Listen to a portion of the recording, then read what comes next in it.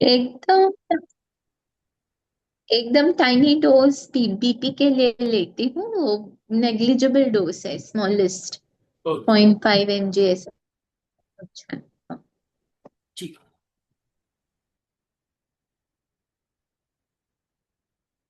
अब हम शुरू करते हैं आज का हमारा session, illness to wellness naturally.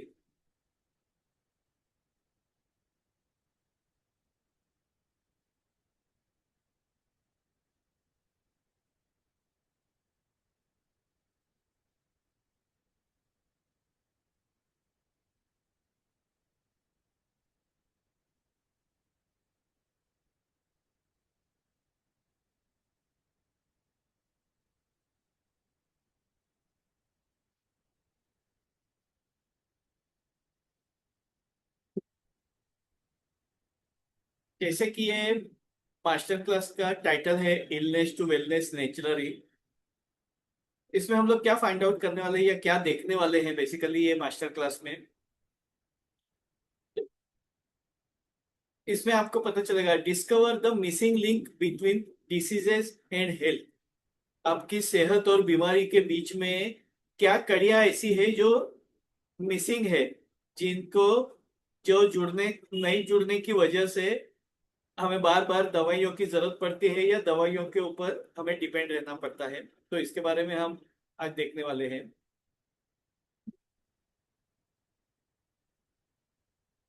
आप देख सकते हैं कि आखिरी कुछ सालों में मेडिकल में कई सारे एडवांसमेंट हुए हैं।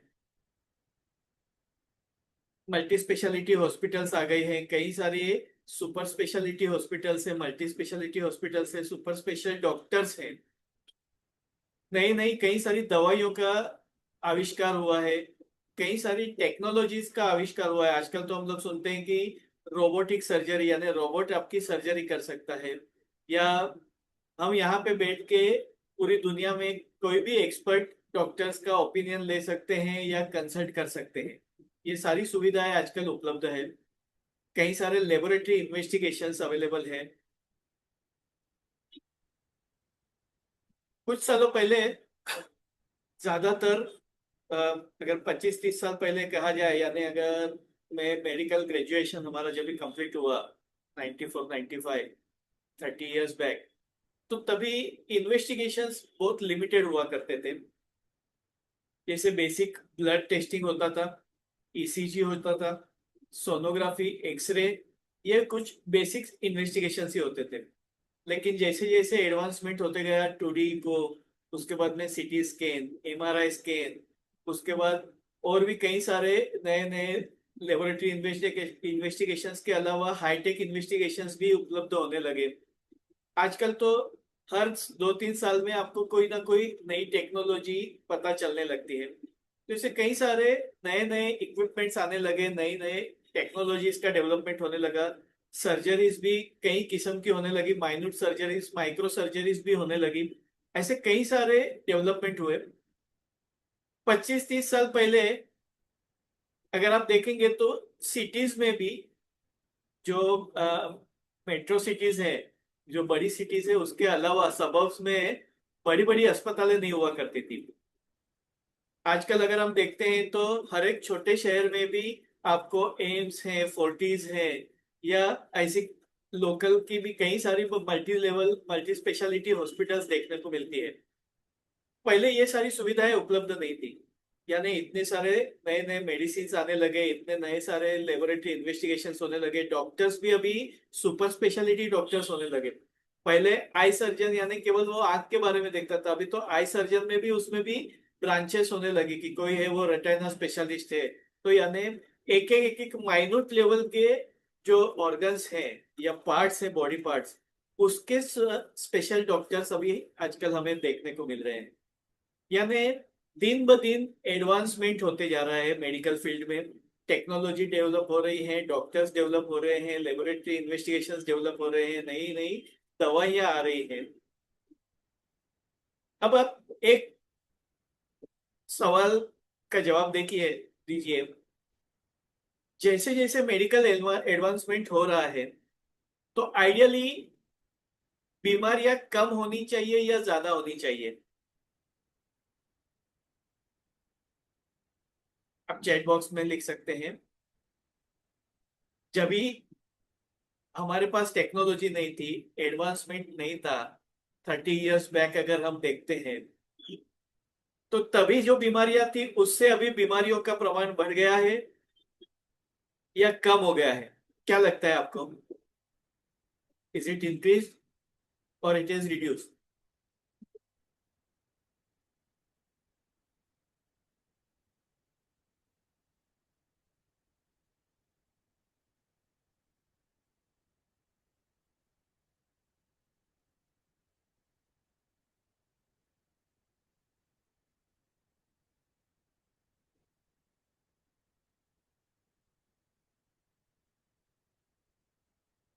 आप सुन पा रहे हैं ना मुझे बराबर से?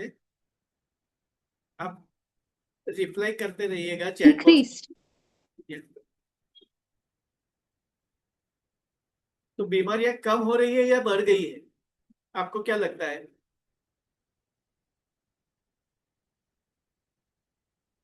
Compare to previous period before 20-30 years, now diseases have been increased or decreased? Increase. Increased, right? So ideal क्या होना चाहिए था? जैसे जैसे फैसिलिटी बढ़ती है, टेक्नोलॉजी ग्रो होती है, नॉलेज बढ़ते जाता है, तो उसके बाद में बीमारियां कम होनी चाहिए या ज्यादा होनी चाहिए? लेकिन यहाँ पे अगर आप देखेंगे तो चित्र काफी अलग है।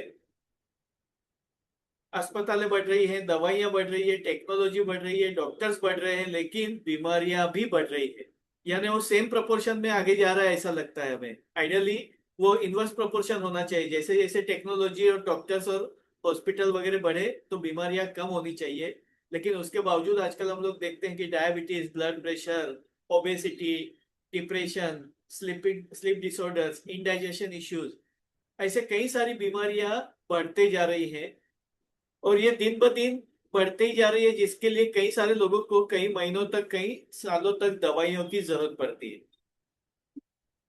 अभी आप देखिए, आज की जो मेडिकल सिस्टम है जिसे हम हेल्थ केयर सिस्टम कहते हैं, मॉडर्न साइंस उसे हेल्थ केयर सिस्टम कहता है, लेकिन वाकई में ये हेल्थ केयर सिस्टम है? आपको क्या लगता है? अभी जैसे लावण्य जी, आपको कोलेस्ट्रॉल है, तो जब भी आपको कोलेस्ट्रॉल के लिए आपको बार बार दवाइयां लेनी पड़ती है, या जब तक दवाइयां लेते हैं आपका कोलेस्ट्रॉल मेंटेन होता है, वापस जब भी बढ़ जाएगा तो वापस आपको लेना पड़ता है? या आप जैसे बीपी के लिए माइनर दवाई ले रहे हैं जैसे, लेकिन माइनर क्यों ना हो, लेकिन आपको दवाई तो लेनी ही पड़ रही है। एम आई राइट? हाँ जी। तो आप देखेंगे मॉडर्न साइंस में कई सारी दवाइयां तो है अवेलेबल, लेकिन उसमें आपकी बीमारियां पूरी तरीके से ठीक नहीं हो रही है। उसका रीजन क्या है? क्योंकि ये कहा तो जाता है हेल्थ केयर सिस्टम, लेकिन ये एक्चुअल में हेल्थ केयर सिस्टम नहीं है, ये डिसीज मैनेजमेंट सिस्टम। यहाँ पे आपको, आप हेल्दी कैसे रहें ये सिखाया नहीं जाता है। आपको यहाँ पे आपका जो भी फिजिकल इश्यू है, आपका जो भी हेल्थ प्रॉब्लम है, वो आप कैसे मेंटेन कर सकते हैं उसके बारे में ही आपका इलाज होता है। अगर सपोज आपने 2-4 दिन बीपी का दवाई नहीं लिया, 5वें दिन आपका बीपी बढ़ा हुआ होगा। अगर कुछ दिन आपने डायबिटीज की दवाई छोड़ दी, आपका शुगर बढ़ जाता है। कुछ दिन आपने कोलेस्ट्रॉल की दवाई बंद कर दी तो आपका कोलेस्ट्रॉल लेवल बढ़ जाता है। कुछ दिन आपने अगर थायराइड का दवाई बंद कर दी तो आपका थायराइड डिस्टर्ब हो जाता है। होता है ऐसा अनुभव, आपने देखा है अपने लिए, किसी और के लिए, कि हम जब तक दवाई लेते हैं तब तक ही हमारी हेल्थ मेंटेन होती है। यानी आज अगर मैंने शुगर की दवाई ली तो आज का दिन मेरा शुगर मेंटेन रहेगा, आज का दिन मेरा बीपी मेंटेन रहेगा, आज का दिन मेरा कोलेस्ट्रॉल। यानी ये केवल 24 आवर्स के लिए वर्क करता है। लेकिन किसी वजह से अगर हम कहीं जा बाहर गए हैं या दवाइयां अवेलेबल नहीं है, या हम लेना भूल गए और 4-6 दिन हमने दवाई ना ली, तो उसके बाद में आप बीपी देखेंगे आपका बढ़ा हुआ रहेगा, आपका कोलेस्ट्रॉल आपका थायराइड लेवल, आपका डायबिटीज, ये सब कुछ बढ़ जाता है अगर आप कुछ दिन दवाइयाँ नहीं लेते हैं तो।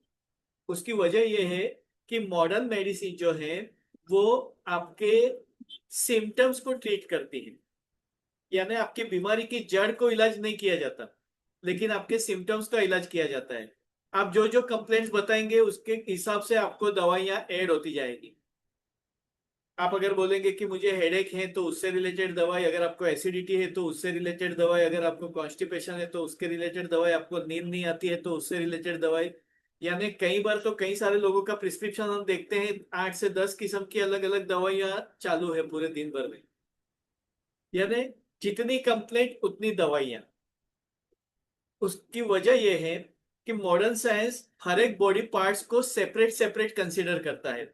इसके लिए आंखों के स्पेशलिस्ट अलग है, कान के स्पेशलिस्ट अलग है, स्पाइन के स्पेशलिस्ट अलग है, चेस्ट के अलग है। फिर चेस्ट में भी कार्डियक डिपार्टमेंट अलग है, लंग्स का स्पेशलिस्ट अलग है। पेट के लिए भी गैस्ट्रोएंट्रोलॉजिस्ट अवेलेबल है, लेकिन उसमें भी फिर अलग अलग, कोई लिवर स्पेशलिस्ट है तो कोई पेनक्रियास का स्पेशलिस्ट है। यानी सभी ऑर्गन्स के स्पेशलिस्ट डॉक्टर्स हैं। सभी ऑर्गन्स को स्पेशली ट्रीट किया जाता है, लेकिन उसको पूरे बॉडी को as a single unit consider नहीं किया जाता। जबकि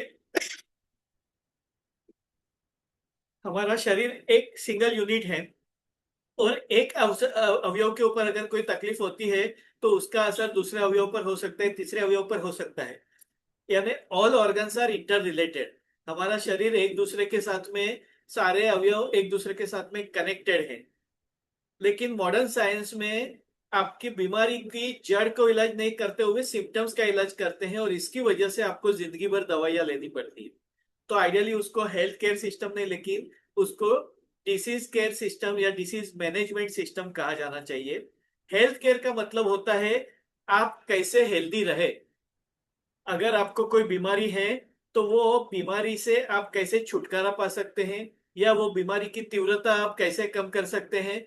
लेकिन अगर आपको कोई बीमारी नहीं है लेकिन आप हेल्दी है और हेल्दी रहना चाहते हैं, तो आप कैसे हेल्दी रह सकते हैं, इस बारे में आपको अगर जानकारी दिया जाए, इस बारे में आपको एजुकेट किया जाए, इस बारे में आपको सिखाया जाए, तो ही आप बीमारी से बच सकते हैं। तो हम लोग अक्सर कहते हैं कि prevention is better than cure, लेकिन ये प्रिवेंशन के बारे में मॉडर्न साइंस में कुछ बताया नहीं जाता। उसकी वजह यह है कि ये जो साइंस है ये इलनेस का साइंस है। It is called science of illness. यानी अगर आपको कोई बीमारी आती है तो ही आप वो साइंस का इस्तेमाल कर सकते हैं। अगर आपको बीमारी नहीं है तो आप दवाइयों का इस्तेमाल नहीं कर सकते। जैसे अगर सपोज हम लोग कहते हैं कि कई सारी बीमारियां हेरिडिटरी होती है, वंशानुगत होती है, जेनेटिक होती है। तो अगर किसी को, पेरेंट में किसी को अगर हाई बीपी है, तो बच्चों में हाई बीपी की समस्या आने की संभावना है, या हार्ट डिसीज है या डायबिटीज है तो हार्ट डिसीज या डायबिटीज आने की संभावना है। तो अगर हम उसको प्रिवेंट करना चाहते हैं, हम अवॉइड करना चाहते हैं कि नेक्स्ट जनरेशन में डायबिटीज ना हो, या बीपी का प्रॉब्लम ना हो, या हार्ट इश्यू ना हो, तो उसके लिए हम कोई एडवांस में कोई दवाइयां ले सकते हैं क्या? तो मॉडर्न साइंस उसके लिए आपको कोई दवाई नहीं दे सकता, क्योंकि मॉडर्न साइंस की शुरुआत होती है आफ्टर गेटिंग इलनेस। इसके लिए उसको इलनेस का शास्त्र कहा गया है। लेकिन ज्यादा से ज्यादा फोकस इलनेस के ऊपर किया गया है कि आपको ये तकलीफ होती है तो ये दवाइयां लीजिए, ये बीमारी है तो आपको ये इन्वेस्टिगेशंस कराने पड़ेंगे, ये डॉक्टर को दिखाना पड़ेगा, ये वो सारे जो फॉलोअप सेशंस हैं वो अलग चीज है। लेकिन आप वो तकलीफ में से दूर कैसे होते हैं ये सिखाना भी उतना ही जरूरी है, और जब तक ये सिखाया नहीं जाता तब तक आपकी बीमारियां कम नहीं होगी, दवाइयां कम नहीं होगी। तो अल्टरनेटिव थेरेपी या कई सारी ऐसी पद्धतियां हैं, जैसे लावण्य जी ने बताया कि वो आयुर्वेदिक दवाइयों का इस्तेमाल कर रहे हैं। तो आयुर्वेदिक दवाइयां जनरल हेल्थ के लिए, वेलनेस के लिए, प्रिवेंशन के लिए काम में आती है। तो आयुर्वेद एक ऐसा शास्त्र है कि जो हमें सिखाता है कि किस तरीके से हमारा जीवन दौरण होना चाहिए, हमें कैसे जीना चाहिए जिसकी मदद से हम हेल्दी रह सके। लेकिन कोई भी दवाइयां का ही इस्तेमाल करके अगर हम हेल्दी रहें तो ये भी ठीक बात नहीं, क्योंकि आने वाले समय में ऐसी नौबत आ सकती है कि आयुर्वेदिक दवाइयों का जिस तरीके से अभी इस्तेमाल हो रहा है ये बहुत अच्छी बात है कि लोग अभी धीरे धीरे आयुर्वेद की ओर मुड़ रहे हैं। एक जमाना था जब ये आयुर्वेद के नाम से लोगों को परहेज था। नहीं, दवाइयाँ यानी एलोपैथी, साइंस यानी एलोपैथी ही होता है। लेकिन फिर धीरे धीरे आयुर्वेद का प्रचार होने लगा, और खास करके कोविड पेंडेमिक में कई सारे लोगों को ये पता चला कि अल्टीमेटली एंटीबायोटिक्स और ये सब तो बीमारी आने के बाद काम में आते हैं, लेकिन बचने के लिए तो काढ़े ही काम में आते हैं, आयुर्वेदिक दवाइयाँ ही काम में आती है।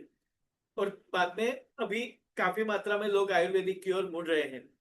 तो आयुर्वेद काफी अच्छा शास्त्र है डेफिनेटली।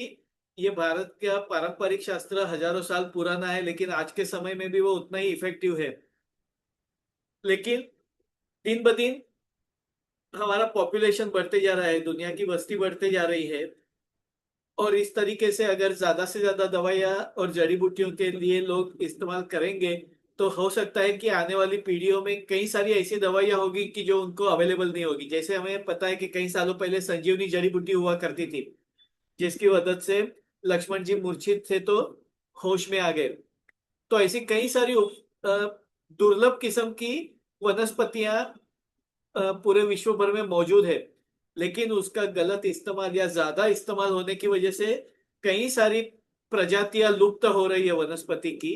और इसकी वजह से कई सारी वनस्पतियों के ऊपर बैन लगा गया है उसके इस्तेमाल करने पर, कि आप कुछ पर्टिकुलर दवाइयों के कुछ हिस्से का इस्तेमाल कर सकते, पूरे हिस्सों का इस्तेमाल नहीं कर सकते। जैसे आयुर्वेद में आप देखते तो पंचांग का इस्तेमाल होता है कोई भी वनस्पति का, कि जिसमें जड़ का भी इस्तेमाल हो सकता है, पत्ते का भी इस्तेमाल हो सकता है, स्टेम का भी हो सकता है, उसके फल का भी हो सकता है, फ्रूट फूल का भी हो सकता है। तो ऐसे कोई भी किस्म का औषधीय गुण जिसमें होता है उसका इस्तेमाल किया जाता है। लेकिन अगर ये दवाइयाँ, ये जड़ी बूटियां अगर ऐसी वनस्पतियां कटते गई तो कुछ सालों के बाद में नई जनरेशन को तो शायद ऐसी कुछ दवाइयां मिले भी नहीं। और इसकी वजह से आजकल कई सारी दवाइयां जो है वो या तो मिलती नहीं है, या तो वो दवाइयों में मिश्रण हो जाता है, यानी कुछ ना कुछ उसमें मिलावट की जाती है, जिसकी वजह से वो दवाइयों की जो असरकारकता है, उसके जो गुण है वो हमें कम महसूस हो रहे हैं। तो डेफिनेटली वेलनेस के लिए आयुर्वेदा बहुत ही इफेक्टिव है। लेकिन अभी हमें ऐसा वक्त आ गया है कि हमें बिना दवाइयों के हम कैसे हेल्दी रह सके या हमारी सेहत को मेंटेन कर सके, ऐसे जो पद्धतियां हैं उसके ऊपर हमें ज्यादा अभी फोकस करने की जरूरत है। इसी के चलते ये प्रोग्राम, ये मास्टर क्लास का आयोजन किया है अवेयरनेस के लिए। तो जैसे मैंने बताया कि अभी की जो हेल्थ केयर सिस्टम है वो वाकई में हेल्थ केयर सिस्टम ना होते हुए डिसीज मैनेजमेंट सिस्टम है। उसको हेल्थ केयर नहीं कहा जाना चाहिए, डिसीज केयर कहना चाहिए। क्योंकि वहां पे हॉस्पिटल में आप जाते हैं तो आपको नॉर्मल रिपोर्ट के ऊपर ज्यादा फोकस नहीं किया जाता है। अगर रिपोर्ट में एबनॉर्मलिटी है तो उसके ऊपर और उसके बारे में ही आपको डराया जाता है, उसके बारे में ही आपको पैनिक सिचुएशन क्रिएट करके आपके बीमारियों को ज्यादा हवा दे करके आपको इलाज के लिए ज्यादा मजबूर किया जाता है। लेकिन आइडियली हेल्थ केयर का मतलब होता है आप बीमार ना हो, इस तरीके का आयोजन किया जाए, इस तरीके का आपको मार्गदर्शन मिलना चाहिए। दिन ब दिन आजकल हम देखते हैं कि लाइफस्टाइल डिसऑर्डर्स बढ़ते जा रहे हैं। ये कई बीमारियां ऐसी है कि जिसको लाइफस्टाइल डिसऑर्डर्स कहा जाता है। इसमें अगर आप देखेंगे तो आजकल देखते हैं कि भारत जो है वो डायबिटीज का हब बनते जा रहा है, ओबेसिटी का हब बनते जा रहा है। कई सारी ऐसी बीमारियां हैं कि जो दिन ब दिन खास करके शहरों में आपको देखने को मिलेंगे ऐसे पेशेंट ज्यादातर। लेकिन ये दिन ब दिन बढ़ते जा रहा है। और ये चीज अगर आप देखेंगे तो ऐसे कई सारे लोग हैं जो लोग भी शहरों में रहते हैं, लेकिन उनको ये बीमारियां मौजूद नहीं है या उनको वो बीमारियां नहीं हो रही है। तो उसके पीछे का अंतर क्या है? तो जो लोग हेल्दी लाइफस्टाइल जी रहे हैं उनको बीमारियां कम होने की संभावना है।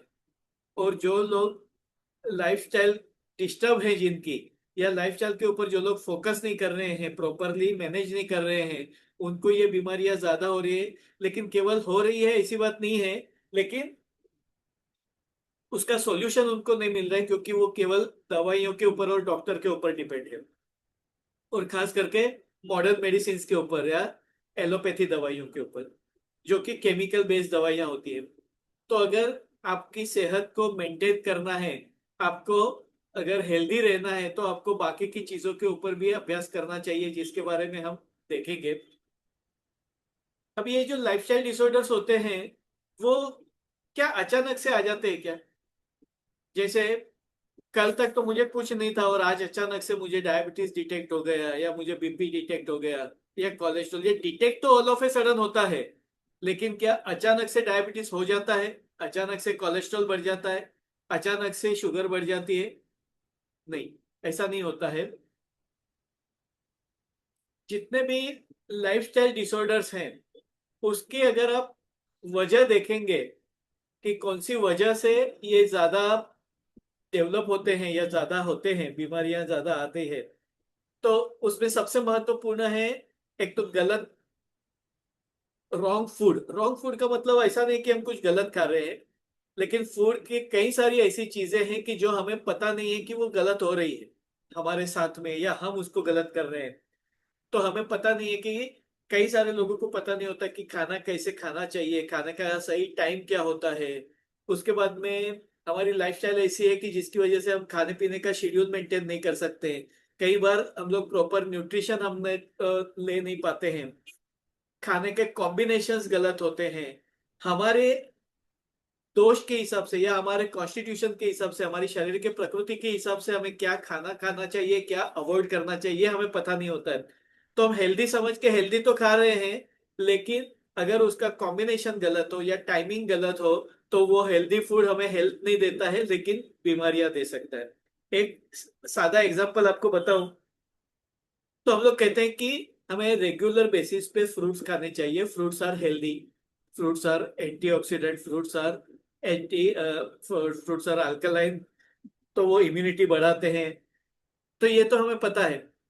तो हम लोग कहते हैं कि फ्रूट्स आर हेल्दी, लेकिन हम कभी खा रहे हैं, ये अगर हमें पता नहीं है। और ज्यादातर मैंने देखा हुआ है, खास करके शहरों में अगर हम देखते हैं, तो रात को खाना खाने के बाद में हम लोग फ्रूट्स का डिश लेकर के बैठते हैं। कई सारे लोग, आप में से भी देखते होंगे, या आप में भी घर में भी अगर आपने देखा होगा, तो कई बार पूरे दिन भर में टाइम नहीं मिलता है, लेकिन रात को हम लोग खाना खाने के बाद में हम लोग फ्रूट्स खाने को बैठ जाते हैं।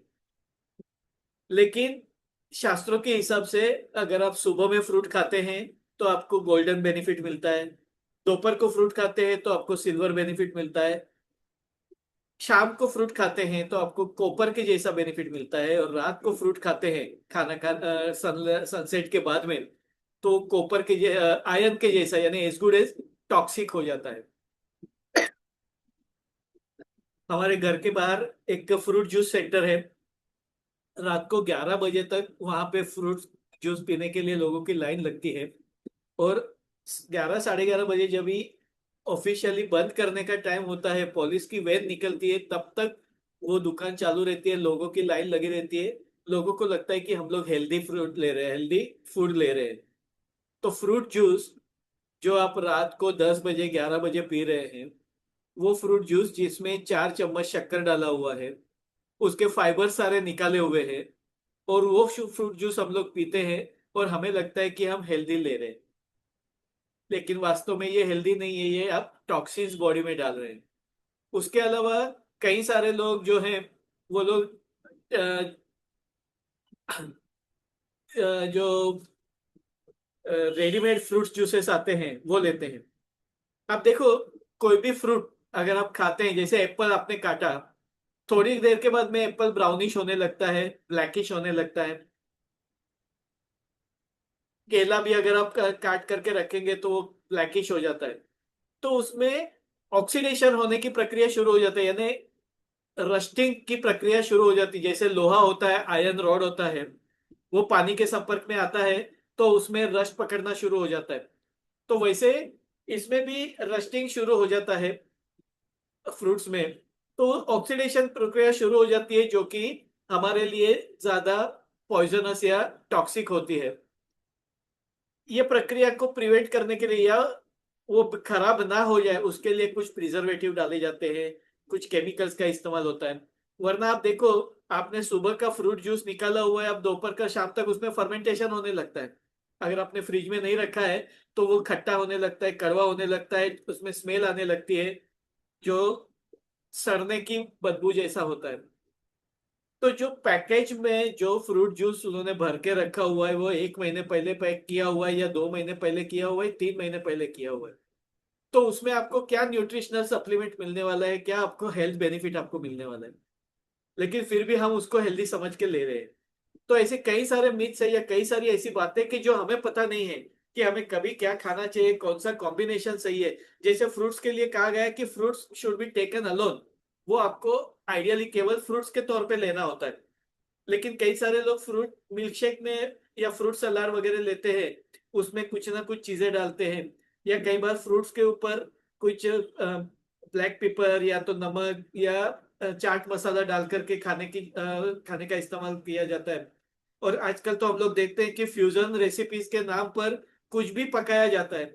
यानी कोई भी चीज में आप फ्रूट डालो, उसको पकाओ, उसके साथ में वो फ्रूट के साथ में कुछ और भी दूसरे ऐसे इंग्रेडिएंट्स होते हैं कि जो उसके लिए सुटेबल नहीं है, लेकिन उसके अलग अलग किस्म की सब्जियां बनती है, अलग अलग किस्म के शेक्स बनते हैं, अलग अलग किस्म के फ्रूट डिशे फूड डिशेज बनती है।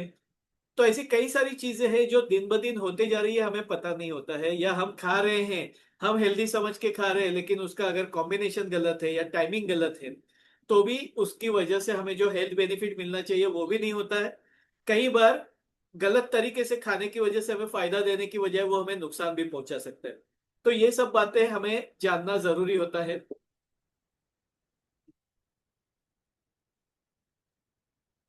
उसके बाद में पानी। पानी ये एक ऐसा विषय है जिसके बारे में ज्यादातर लोगों को या तो पता नहीं है या लोग उसके बारे में ज्यादा सीरियसली ये सब्जेक्ट को लेते नहीं है। हमारा शरीर जो है वो 70% पानी से बना हुआ है। जैसे दुनिया में 2/3 वाटर है, 1/3 लैंड है, उसी तरीके से हमारे शरीर में भी 2/3 हिस्सा जो है वो पानी का है, 1/3 हिस्सा बाकी अलग अलग सॉलिड चीजों का है। तो जो शरीर में इतना ज्यादा पानी है, अगर वो पानी अगर हम सही तरीके से पीते हैं तो वो कई सारी बीमारियों को ठीक करने की क्षमता रखता है। लेकिन जो हम पानी पी रहे हैं वो केवल वो क्या वो वाकई में हेल्दी पानी है?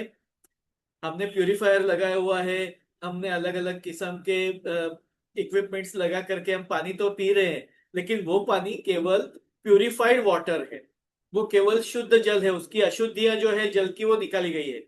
जो पहले हम लोग कुएं का पानी पीते थे तो उसमें कई सारी अशुद्धियां होती थी, तो वैसे हमें जो पानी सोर्सेज से आ रहा है वो उसमें कई सारी गंदगी होती है, कई सारे हेवी मेटल्स होते हैं, कई सारे टॉक्सिक केमिकल्स होते हैं। वो सबको क्लीन करने के लिए प्यूरिफायर का इस्तेमाल होता है और वो हम लगाते हैं और हम वो पानी पी रहे हैं। लेकिन वो पानी प्यूरिफाइड है, लेकिन हेल्दी नहीं है, in the sense healing water नहीं है। क्योंकि अगर हीलिंग वाटर होता वो तो बीमारियां आने की संभावना ही नहीं थी। क्योंकि हम दिन भर में 2 से 3 लीटर पानी पी रहे हैं, अगर वो पानी ही अगर हमें अच्छे तरीके से अगर पिया जाए या अच्छी मात्रा में या अच्छा पानी अगर पिया जाए तो पानी में ही वो क्षमता है कि वो बीमारियों को दूर रखे।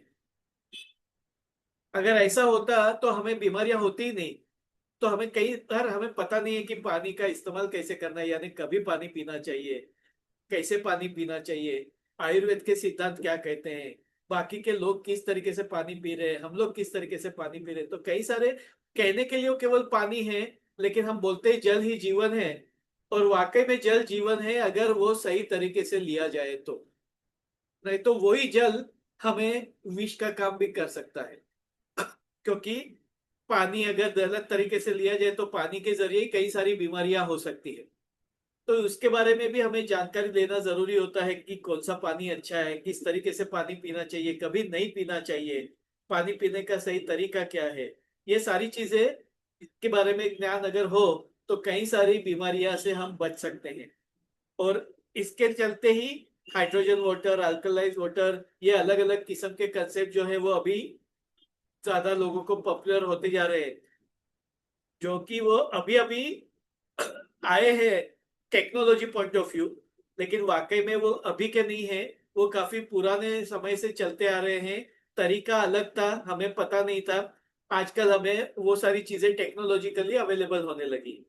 तो अगर सही तरीके से पानी का इस्तेमाल किया जाए तो भी कई सारी बीमारियां हम ठीक कर सकते हैं, या कई सारी बीमारियां पानी की वजह से हो भी सकती है। ब्रीथिंग, हम लोग सांस तो ले रहे हैं, लेकिन किस तरीके से सांस लेना चाहिए, या हम जो सांस ले रहे हैं उसका हमें क्या बेनिफिट हो रहा है, ये हमें पता नहीं है। तो हम जिंदा हैं क्योंकि हमारा ब्रीथिंग चल रहा है, तो बस हमें केवल उतना ही पता है। लेकिन अगर सांसों के ऊपर यानी ब्रीथिंग के ऊपर अगर हम सही तरीके से काम करते हैं, तो हम कई सारी बीमारियों से बच सकते हैं।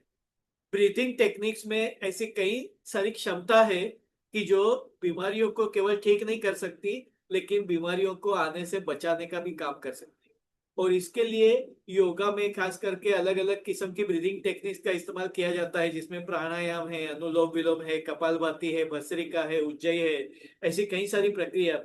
तो लोगों को ये पता नहीं, यानी ये ऐसी चीजें हैं जिसका इस्तेमाल करके हम हेल्दी रह सकते हैं, लेकिन लोगों को केवल दवाइयां लेकर के ही हेल्थ चाहिए, और वो मिलती नहीं है, और इसके लिए जिंदगी भर दवाइयां लेनी पड़ती है। तो जो लाइफस्टाइल डिसऑर्डर्स है, ये क्यों हो रहे हैं? तो पानी की वजह से, गलत तरीके की खाने की वजह से, ब्रीदिंग ठीक तरीके से नहीं करने की वजह से, हमारा सोने उठने का तरीका या उसका टाइमिंग ये गलत होता है, तो उसकी वजह से भी हमें जो आराम मिलना चाहिए, शरीर को जो आराम मिलना चाहिए, वो प्रॉपरली मिलता नहीं है। आजकल सोशल मीडिया की वजह से, मोबाइल की वजह से लोग बहुत ज्यादा मोबाइल का इस्तेमाल करते हैं, टीवी का इस्तेमाल करते हैं। रात को फ्री टाइम में फिर पूरा पूरे दिन भर के मैसेजेस देखना, फेसबुक चेक, इंस्टाग्राम, ये अलग अलग किस्म के सोशल मीडिया चेक करना, उसके मैसेजेस देखना, रील्स देखना, ये सब में बहुत ज्यादा टाइम निकल जाता है, हमें पता नहीं चलता है, और हमारा जो सोने का वक्त है वो सारा हमारा मोबाइल खा लेता है। तो सही टाइम पे नहीं सोने की वजह से, या पर्याप्त मात्रा में नींद नहीं होने की वजह से कई सारी बीमारियां होती हैं। आपका मेटाबॉलिज्म डिस्टर्ब हो सकता है, आपके हॉर्मोन्स में गड़बड़ हो सकती है, आपका डाइजेशन डिस्टर्ब हो सकता है, आपका बीपी में और शुगर में आपका फ्लक्चुएशन हो सकता है। तो सही तरीके से नींद नहीं आने की वजह से, या पर्याप्त मात्रा में नींद नहीं करने की वजह से कई सारी बीमारियां होती है।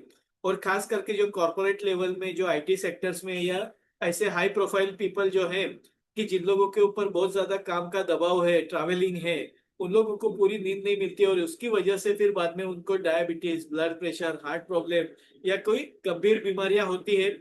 और उनको वही बीमारियों का जो सॉल्यूशन फाइंड आउट करने की बजाय वो लोग दवाइयों के सहारे चले जाते हैं। तो नींद नहीं आती है, इसके लिए दवाइयां लेने का, या तो फिर बीपी बढ़ गया तो उसके लिए दवाइयां लेने का, शुगर बढ़ गया तो उसके लिए दवाई लेने की।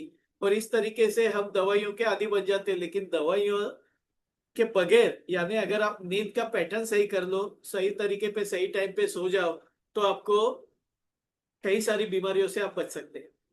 देखिए, आइडियल टाइम जो है वो तो अभी सबको हमें पता है कि आयुर्वेद के हिसाब से रात को 9-10 बजे, यानी जो इतना जल्दी आप सो सकते हैं, 10 बजे सो जाइए, सुबह में 4-5 बजे बिफोर सनराइज उठिए, ये एक आइडियल टाइम होता है। लेकिन वो प्रैक्टिकली फास्ट लाइफ में पॉसिबल नहीं होता है। लेकिन कम से कम आपका 6 घंटे से लेकर के 8 घंटे तक का आपका नींद अच्छे से होना जरूरी है। 6 to 8 hours sleep is essential, ताकि बॉडी के सेल्स जो डैमेज हुए हैं उसको रिपेयर करने का मौका मिले। लीवर को, हार्ट को, किडनी को, लीवर को खास करके रात के समय में डिटॉक्सिफिकेशन का टाइम मिलता है, मेटाबॉलिज्म को दुरुस्त करने का टाइम मिलता है। तो वही टाइम अगर उसको तभी मिल जाए, तो वो आप अगर ठीक तरीके से नींद लेते हैं तो वो लीवर अपना काम ठीक से कर सकता है। लेकिन फास्ट लाइफ की वजह से क्या होता है, हम लोगों को आइडियली खाना सुबह शाम को सनसेट के आसपास यानी 7 बजे के आसपास खा लेना चाहिए, उसकी वजह हम 9-10 बजे खाते हैं, 11 बजे खाते हैं। मैं कई बार देखता हूँ रात को 11-12 बजे भी स्विगी जोमेटो से लोगों का फूड पार्सल आता है, सामने कई सारी सोसाइटी में देखा जाता है।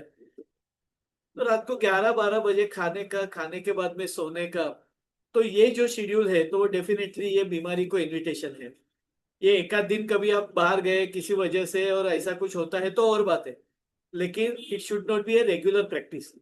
तो अगर आप रेगुलरली, अगर इस तरीके से अगर आप रात को 2 बजे 3 बजे सोते हैं, सुबह 9-10 बजे उठते हैं, आप बोलेंगे मैंने 6 घंटा नींद तो कर लिया, तो केवल 6 घंटे का नींद का क्राइटेरिया नहीं है, वो उसका आइडियल टाइमिंग भी वो है कि कम से कम आप चलो बहुत ज्यादा जल्दी नहीं तो 11 से 6 बजे तक या 12 से 6 बजे तक का वो जो आइडियल टाइम है, कि जब भी आपका सीरोटोनिन लेवल हाईएस्ट पीक पे होता है, वो टाइम पे अगर उसको नींद मिल जाती है तो वो रिजुविनेट करता है, वो सेल को रिपेयर करता है।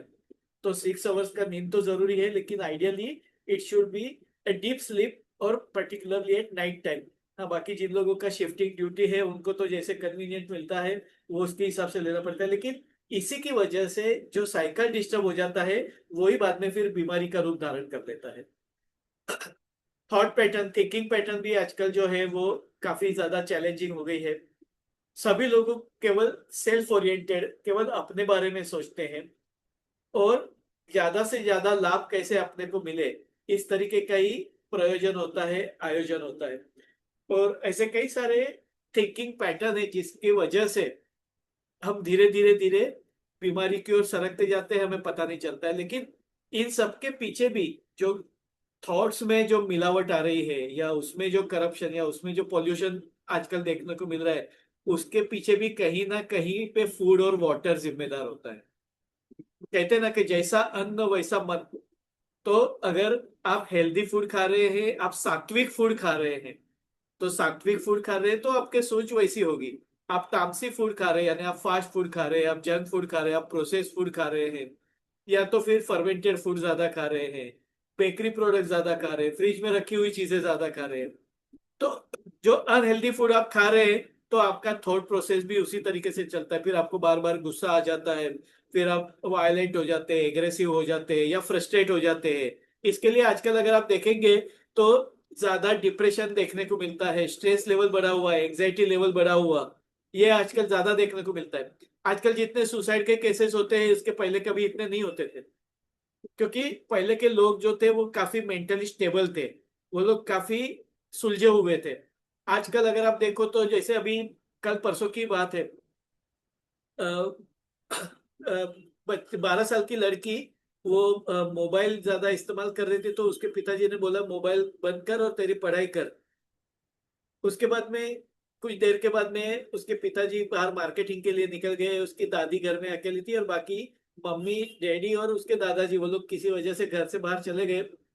वापस आकर के देखते हैं तो 12 साल की लड़की ने पंखे पर लटक के सुसाइड कर लिया। यानी एक ऑर्डिनरी बात, जो पढ़ाई करने वाले बच्चे हैं, तो उनको स्वाभाविक तौर पे बताया जाता है कि आपको पढ़ाई करना है, मोबाइल का इस्तेमाल नहीं करना है। यानी ऐसी छोटी बात के लिए भी या तो घर से भाग जाएंगे, या तो फिर खुद को मार डालेंगे, या दूसरे को मार डालेंगे। यानी अगर कोई पार्किंग में थोड़ा सा कुछ गड़बड़ हुआ नहीं, तो वहां पे चाकू छुरियां चल गई। अगर ट्रेन में किसी का धक्का लग गया तो वहां पे मारामारी हो गई। यानी हर एक छोटी छोटी बात में तुरंत से दिमाग का आपा चला जाता है। तो ये जो हो रहा है, ये कहीं ना कहीं पे हमारा खान पान जो है, रहन सहन है, उसका परिणाम। ये हमें पता नहीं चल रहा है, कोई मॉडर्न साइंस वाले ये बता नहीं रहे, लेकिन आयुर्वेद ने और हमारे शास्त्रों ने पहले ही ये बताया हुआ है कि जैसा आपका अन्न वैसा मन।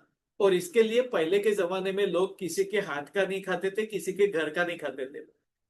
हो सके तब तक किसी के घर पे पानी नहीं पीने का, हो सके तब तक किसी के घर पे खाना नहीं खाने का। क्यों? क्योंकि सामने वाले ने जिस मानसिक प्रभाव में खाना बनाया है, आपको पता नहीं है। और अगर वो व्यग्र है, चिंतित है, या गुस्से में है, और अगर ऐसी कंडीशन में उसने खाना बनाया और आप अगर खाते हैं, तो आपका थिंकिंग प्रोसेस भी वैसा होने लगता है। यानी अननोइंगली आपके दिमाग में, आपके शरीर में ये सारे परिवर्तन होने लगते हैं। हम लोग उनको बैकवर्ड बोलते हैं कि ये 18वीं सेंचुरी के लोग हैं, या अभी तो साइंस कितना आगे बढ़ गया है। लेकिन ये साइंस जो आगे बढ़ गया है उसी का ये नतीजा है कि आजकल हम लोग स्विगी जोमेटो कहीं से भी कोई भी चीज मंगा लेते हैं। उसका थॉट प्रोसेस क्या है, उसका हाइजेनिक कंडीशन क्या है, उसने कैसे बनाया है, ये कोई चीजें हम लोग देखते नहीं है। और इसी की वजह से हमारा दिमाग भी जो है वो धीरे धीरे धीरे करप्ट होने लगता है। फिर हम लोग भी सोचने लगते हैं ठीक है ना, ऐसा हुआ तो क्या हो गया, उसने वैसा किया तो क्या हो गया।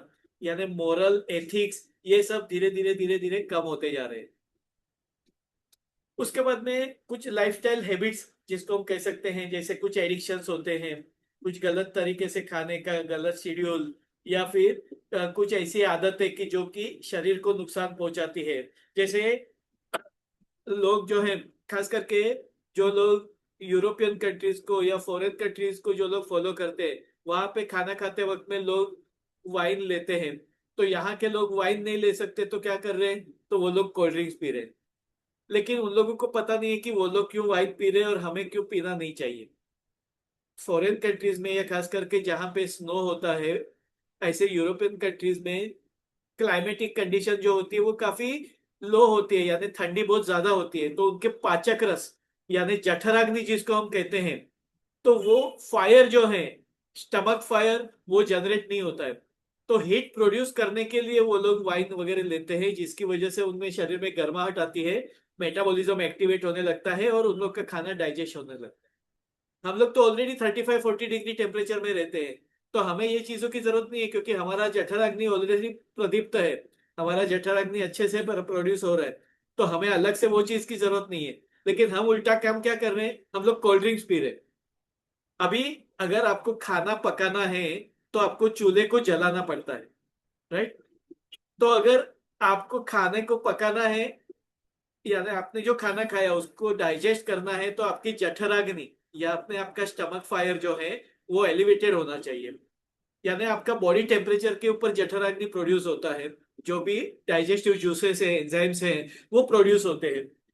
और उसके वक्त में अगर हम ठंडा कोल्ड ड्रिंक पी लेते हैं या ठंडा पानी पी लेते हैं, तो हम आग को बुझाने का काम करते हैं। तो हमारा जो जठराग्नि जो प्रदीप्त था, वो जठराग्नि हमारा शांत हो गया। तो जो खाना पचने के लिए 4 से 6 घंटा लगना चाहिए था, वही खाना पचने के लिए 8 से 12 घंटा लग रहा है। और उसके दौरान वापस से दूसरा स्टॉक आ रहा है, तीसरा स्टॉक आ रहा है, यानी पुराना खाना अभी पचा नहीं है, उसके बावजूद दूसरा एक दो स्टॉक आ गया। और फिर बाद में फिर वो इनडाइजेशन होने की वजह से किसी को कोलेस्ट्रॉल बढ़ जाता है, किसी का ओबेसिटी बढ़ जाता है, किसी को जॉइंट पेन होने लगता है, किसी को एसिडिटी होने लगता है, किसी को माइग्रेन होने लगता है। ऐसी अलग अलग किस्म की बीमारियां होने लगती है।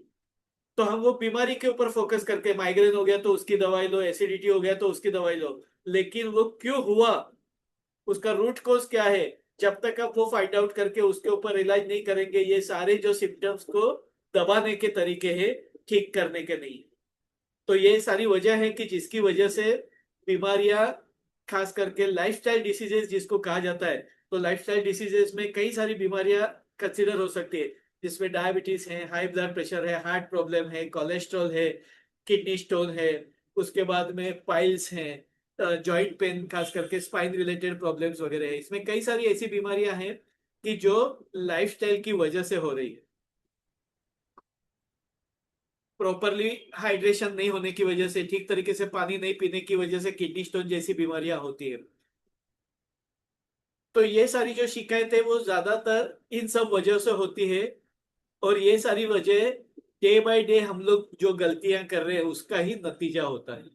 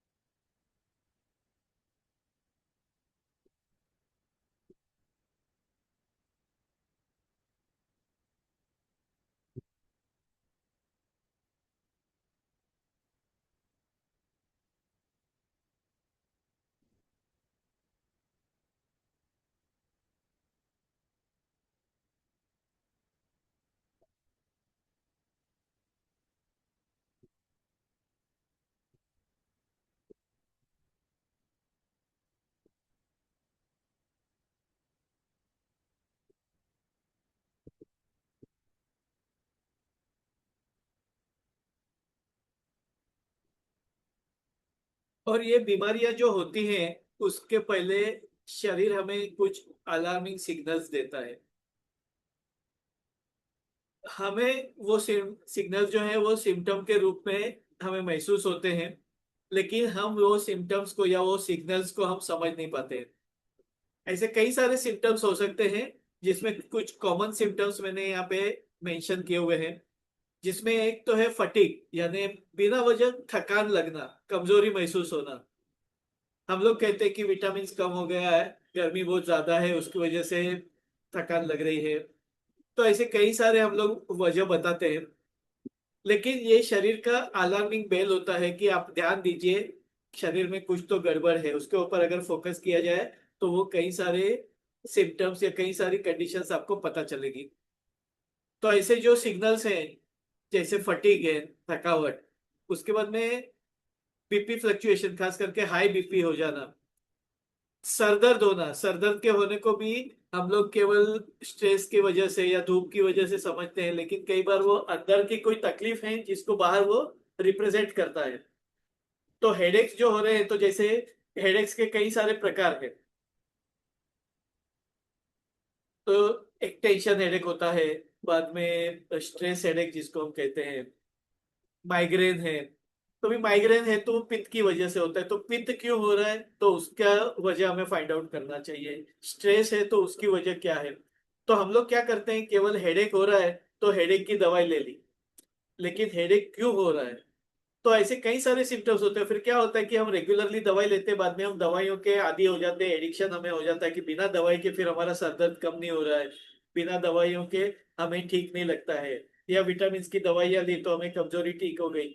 लेकिन बार बार कमजोरी क्यों आ रही है, ये हमें जानना जरूरी होता है। लेकिन उसकी बजाय हम लोग क्या करते हैं, मल्टीविटामिन इंजेक्शन ले लेते हैं, टेबलेट्स ले लेते हैं, और अब काम चला लेते हैं। लेकिन बार बार कमजोरी आने की वजह क्या है, बिना वजह तो कमजोरी नहीं आती है। तो हमारे अंदर के अवयव कौन से ठीक से काम नहीं कर रहे वो जानना जरूरी होता है। लेकिन वो जानने की बजाय हम डायरेक्टली दवाइयों के ऊपर चले जाते हैं। तो ऐसे कई सारे सिम्टम्स है, जैसे एसिडिटी। तो एसिडिटी के भी सिम्टम्स को हम लोग ऑर्डिनरी एसिडिटी एसिडिटी कंसीडर करते हैं, लेकिन अगर एसिडिटी ज्यादा मात्रा में या कंटिन्यूअसली रहे तो वो शरीर में घुल मिल जाती है, और बाद में फिर कई सारी अलग अलग किस्म की बीमारियां शुरू होती है। और आप देखेंगे कि कई सारी डीजनरेटिव चेंजेस जो होते हैं वो शरीर में हाइपर एसिडिटी की वजह से होते हैं। यानी अगर एसिड लेवल बढ़ जाता है शरीर में, यानी ब्लड में अगर एसिडिटी ज्यादा हो जाती है, तो उसकी वजह से कहीं पे जॉइंट पेन हो सकता है। जैसे यूरिक एसिड बढ़ जाता है, लैक्टिक एसिड बढ़ जाता है, तो उसकी वजह से जॉइंट पेन होता है। उसके अलावा कई कोई सारे ऑर्गन्स जो हैं वो ठीक से काम नहीं करते हैं, उसका फंक्शन कम हो जाता है, उसकी कार्यक्षमता कम हो जाती है। उसके अलावा एक रिसर्च के मुताबिक कैंसर सेल्स जो ग्रो करते हैं, उसमें वो सेल्स एसिडिक एनवायरनमेंट में ग्रो करते हैं। यानी जो सेल्स को ऑक्सीजन नहीं मिलता और जो सेल्स में एसिड लेवल ज्यादा है, वो सेल्स कैंसरस सेल्स में ग्रो होते हैं। तो कैंसर की एक महत्वपूर्ण वजह जो है वो हाइपोक्सिया और हाइपर एसिडिटी है। यहाँ पे मैं एसिडिटी की बात कर रहा हूँ, वो केवल पेट की एसिडिटी नहीं, लेकिन ब्लड की एसिडिटी। यानी वो पेट की जो एसिडिटी जो है, वो जब ब्लड में मिक्स हो जाती है तो ब्लड का एसिडिक लेवल बढ़ जाता है। ब्लड का पीएच वैल्यू 7.4 होता है, जो कि माइल्ड अल्कलाइन है। लेकिन जैसे जैसे उसमें एसिडोसिस होने लगता है, यानी ब्लड में एसिड की मात्रा बढ़ने लगती है, बीमारियां बढ़ने लगती है। इसके लिए जब भी कोई पेशेंट को हॉस्पिटल में एडमिट किया जाता है, खास करके आईसीयू में, तो उसको उसका एसिडिक कंटेंट चेक किया जाता है कि वो एसिडोसिस है या अल्कलोसिस है, यानी उसका एसिडोसिस की मात्रा कितनी है। तो ज्यादातर बीमारियां जो है वो एसिडिक एनवायरनमेंट में ग्रो होती है। इनफैक्ट बैक्टीरियाज वगैरह भी एसिडिक एनवायरनमेंट में ग्रो होते हैं। तो इसके लिए हमें अल्कलाइन फूड लेना चाहिए, अल्कलाइन एनवायरनमेंट होना चाहिए। लेकिन हमें पता नहीं है कि कौन सी चीजें अल्कलाइन है, कौन सी तरीके से हम अल्कलाइन चीजों का इस्तेमाल कर सकते हैं। तो ये सारी बातों के बारे में भी हमें जानकारी लेना जरूरी है। तो ऐसे कई सारे सिम्टम्स हो सकते हैं। जैसे कई बार हमने कुछ, जैसे आज संडे है, बाहर आप देखेंगे तो सभी होटल में आपको वेटिंग मिलेगा, एक एक दो दो घंटे का वेटिंग रहेगा, उसके बाद में आपको अंदर एंट्री मिलती है। यानी इतने सारे लोग जो हैं वो आज बाहर का खाना खाते हैं संडे के दिन। अभी ऐसे में कुछ ऐसा खाना जो बराबर से पकाया हुआ नहीं है या इंग्रेडिएंट प्रॉपर नहीं है, और वो खाना अगर हमारे पेट में चला गया, तो बॉडी का रिस्पॉन्स होता है वो कचरे को या वो टॉक्सिन्स को बाहर निकाल फेंके। और इसके लिए बॉडी सिम्टम्स प्रोड्यूस करती है। क्या सिम्टम प्रोड्यूस करती है? वॉमिटिंग। और हम लोग क्या करते हैं, वॉमिटिंग को दबा देते हैं, हम लोग मेडिसिन ले लेते हैं, दवाई। क्यों? उल्टी बंद होनी चाहिए। तो वॉमिटिंग बंद करने का हम लोग दवाई ले लेते हैं, लेकिन होता क्या है, उसकी वजह से जो टॉक्सिन्स बाहर निकलने चाहिए थे वो वॉमिटिंग बंद होने की वजह से वो टॉक्सिन्स बॉडी में ही रहते हैं और फिर वो ब्लड में एब्जॉर्ब होकर के पूरे बॉडी में ट्रैवल करते हैं, और जो एरिया में जाकर के वो स्टकअप हो जाते हैं, वो एरिया की बीमारियां होती है, या वो बीमारी वो अवयव से रिलेटेड सिम्टम्स हमें प्रोड्यूस होते हैं। तो ऐसे कई सारे सिम्टम्स हैं जो हमें अलार्म की तरह हमारा शरीर उसको बताता है, लेकिन हम वो सिम्टम्स को ही बंद करने की कोशिश करते हैं। जैसे अगर कोई ऐसी चीज आपके श्वास नलिका में चली गई तो आपको तुरंत से खांसी आती है या छींक आती है, तो ये भी बॉडी का प्रिवेंटिव मैकेनिज्म है कि जो चीज अंदर गई है तो वो आगे अंदर ना चली जाए, इसके लिए उसको खास करके शरीर उसको बाहर फेंकने की कोशिश करता है। हम खांसी की दवाई लेकर के उसको बंद कर देते हैं। हमें जुलाब हो जाते, कोई ऐसी चीज अगर हमारे पेट में चली गई है जो डाइजेशन नहीं हो पा रही है और इसकी वजह से हमें लूज मोशंस हो रहे हैं, अभी ये फूड पॉइजनिंग जैसा इफेक्ट हो रहा है। तो क्यों हो रहा है? क्योंकि कोई टॉक्सिक मटेरियल अंदर चला गया है। हम लोग क्या करते हैं, लूज मोशन बंद करने की दवाई ले लेते हैं। आइडियल दवाई लूज मोशन बंद करने का नहीं है। आइडियल दवाई है आपको इम्यूनिटी बढ़ाने का है, आपका डाइजेशन ठीक करने का है, आपको हाइड्रेशन प्रॉपर लेना जरूरी है। आप लिक्विड इंटेक प्रॉपर लेते रहो, पानी बराबर से लेते रहो ताकि आपका बीपी लो ना हो जाए, क्योंकि जब तक शरीर का कचरा बाहर निकलेगा नहीं उसके लूज मोशन बंद नहीं होते। तो एक नेचुरल प्रक्रिया है ये। तो ये प्रक्रिया के बारे में हमें पता नहीं, हम डॉक्टर के पास जाते हैं, डॉक्टर तुरंत से पहले मोशन बंद करने की दवाई दे देते हैं, इंजेक्शन दे देते हैं।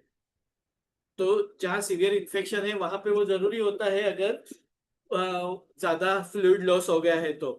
बट अदरवाइज ये बॉडी का नेचुरल मैकेनिज्म है। आपने अगर कुछ गलत खा लिया है, अभी जैसे अगर आपने आज पाव भाजी खा लिया और उसका कोई इंग्रेडिएंट प्रॉपर नहीं था, या पाव बराबर से वो फंगस वाले थे, या तो भाजी में टमाटर वगैरह पिचका हुआ था और उसकी वजह से आपका डाइजेशन बिगड़ गया, तो 2-4 बार आपको लूज मोशन होंगे।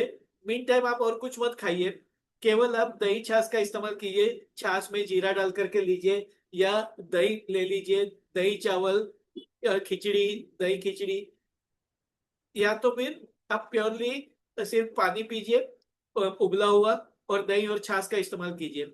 एक दिन लगेगा, आपका लूज मोशन भी बंद हो जाएगा और अंदर का जो भी टॉक्सिन्स है वो भी बाहर निकल जाएगी। लेकिन हम डर के मारे तुरंत ही हम लोग पहले वॉमिट लूज मोशन बंद करने की दवाई ले लेते हैं और फिर खाना शुरू कर देते हैं। ऑलरेडी आपका डाइजेशन डिस्टर्ब है, तभी आप जो कुछ भी खाएंगे तो वो भी पॉइजन ही बनने वाला है। लेकिन हमें पता नहीं है तो हम लोग क्या कर देते हैं, पहले फूड दवाइयां लेकर के पहले मोशन बंद कर देते हैं और फिर हर एक चीज खाना शुरू कर देते हैं। तो कुछ चीजें ऐसी होती है कि जो हमें शरीर अलार्म दे रहा है, हम वो अलार्म को ही बंद कर देते हैं। अगर आप सोचो कि अगर कोई हार्ट पेशेंट है, किसी पेशेंट को हार्ट में कुछ गड़बड़ हो रही है, मतलब उसके हार्ट का पंपिंग ठीक से नहीं हो रहा है, या ब्लड क्लॉट हो गया है, या हार्ट का फंक्शन वीक हो गया है, और जिसकी वजह से वो चलने पर या सीढ़ी चढ़ने पर उसको छाती में दर्द हो रहा है, तो ये छाती में जो दर्द हो रहा है वो शरीर का एक अलार्मिंग सिग्नल है। वो हमें बता रहा है कि तो जल्दी आप छाती की ओर ध्यान दो, हार्ट की ओर ध्यान दो, कुछ तो गड़बड़ है। तो हम लोग क्या करते हैं, हम लोग पेन किलर खा लेते हैं। यानी अगर अगर हम समझो कि दर्द बंद करने की दवाई लेंगे तो दर्द तो बंद हो जाएगा, लेकिन अंदर जो हार्ट में बदलाव आ रहे हैं, जो हार्ट को डैमेज हो रहा है, वो कैसे ठीक होगा? तो उल्टे का वो ज्यादा बढ़ जाएगा। यानी ये सिग्नल है, शरीर हमें वो सिग्नल है, शरीर हमें ये बताने की कोशिश कर रहा है कि अभी यहाँ पे ध्यान दो, यहाँ पे कुछ गड़बड़ है। हमें घुटने में दर्द हो रहा है तो शरीर उसको सिग्नल के तौर पे हमें बता रहा है कि अभी तक आपने घुटनों की ओर ध्यान नहीं दिया, अभी दो, अभी ये चला नहीं जा रहा है, अभी मुझे बर्दाश्त नहीं हो रहा है आपका वजन उठाना। तो हम लोग क्या करते हैं, पेन किलर खा करके वो सिग्नल को दबा देते हैं, लेकिन घुटने को ठीक करने के लिए, उसकी स्ट्रेंथ बढ़ाने के लिए कोई एक्टिविटी नहीं कर रहे। तो हमें क्या लगता है अभी तो दर्द नहीं हो रहा है। अरे दर्द नहीं हो रहा है, लेकिन अंदर जो डैमेज है वो तो बढ़ते ही जा रहा है, क्योंकि आपका बॉडी वेट उसके ऊपर आ रहा है, आप उससे रिलेटेड कोई और प्रोविजन नहीं कर रहे हैं, कोई एक्सरसाइज नहीं कर रहे हैं, या कोई मेडिसिन या ट्रीटमेंट प्रॉपरली नहीं ले रहे हैं। तो केवल आप पेन किलर खा रहे हैं, तो पेन किलर लेकर के आप शरीर को और नुकसान पहुंचा रहे हैं, क्योंकि आपने वो सिग्नल को ही बंद कर दिया। और इस तरीके से फिर बाद में बीमारियां बढ़ती जाती है, और फिर नौबत आ जाती है नी रिप्लेसमेंट की। यानी knee replacement all of a sudden नहीं होता, it is the outcome of pain killer medicine. लेकिन हमें पता नहीं है तो हम लोग दवाइयों का इस्तेमाल करते जा रहे हैं। अभी तो काम हो रहा है ना, जब भी गाड़ी अटकेगी तभी देखेंगे, जब तक चला जा रहा है चलने दो। और यही तरह वजह है जिसकी वजह से फिर बाद में बीमारियां अचानक से हमारे सामने बड़ा रूप धारण कर लेती है, लेकिन वो बीमारी अचानक से बड़ा रूप धारण नहीं किया है, उसकी भूमिका अंदर ही अंदर डेवलप हो रही थी। हम वो सिम्टम्स को समझ नहीं पाए, या तो हमने वो सिम्टम्स को दबा दिया, और जिसकी वजह से फिर हमें तकलीफ होती है। तो इसके लिए सही वक्त अभी आ गया है कि हमें जब भी अलार्म मिलना शुरू हो जाए, सिम्टम्स प्रोड्यूस होना शुरू हो जाए, तो शरीर की ओर ध्यान दो, ताकि आपकी बीमारी भी आगे बढ़े नहीं, आपको ज्यादा नुकसान भी ना हो, और आपको ज्यादा ज्यादा दवाइयों का इस्तेमाल ना करना हो। अब ये जो बीमारियां आती है उसकी क्या क्या वजह होती है? कई सारी वजह है जिसकी वजह से बीमारियां आ रही हैं, जिसके रूट कॉजेस जो है।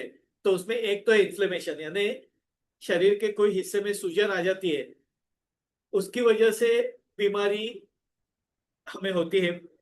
तो इन्फ्लेमेशन के लिए आइटिस का इस्तेमाल होता है। आप देखेंगे कई सारी बीमारियों के नाम जो है, टॉन्सिलाइटिस, एपेंडिसाइटिस, साइनोसाइटिस, तो ये जितने भी आइटिस वाले नाम हैं, ये सारे बताते हैं वो अवयवों से रिलेटेड इन्फ्लेमेशन। इन्फ्लेमेशन यानी सूजन। अब ये इन्फ्लेमेशन क्यों होता है?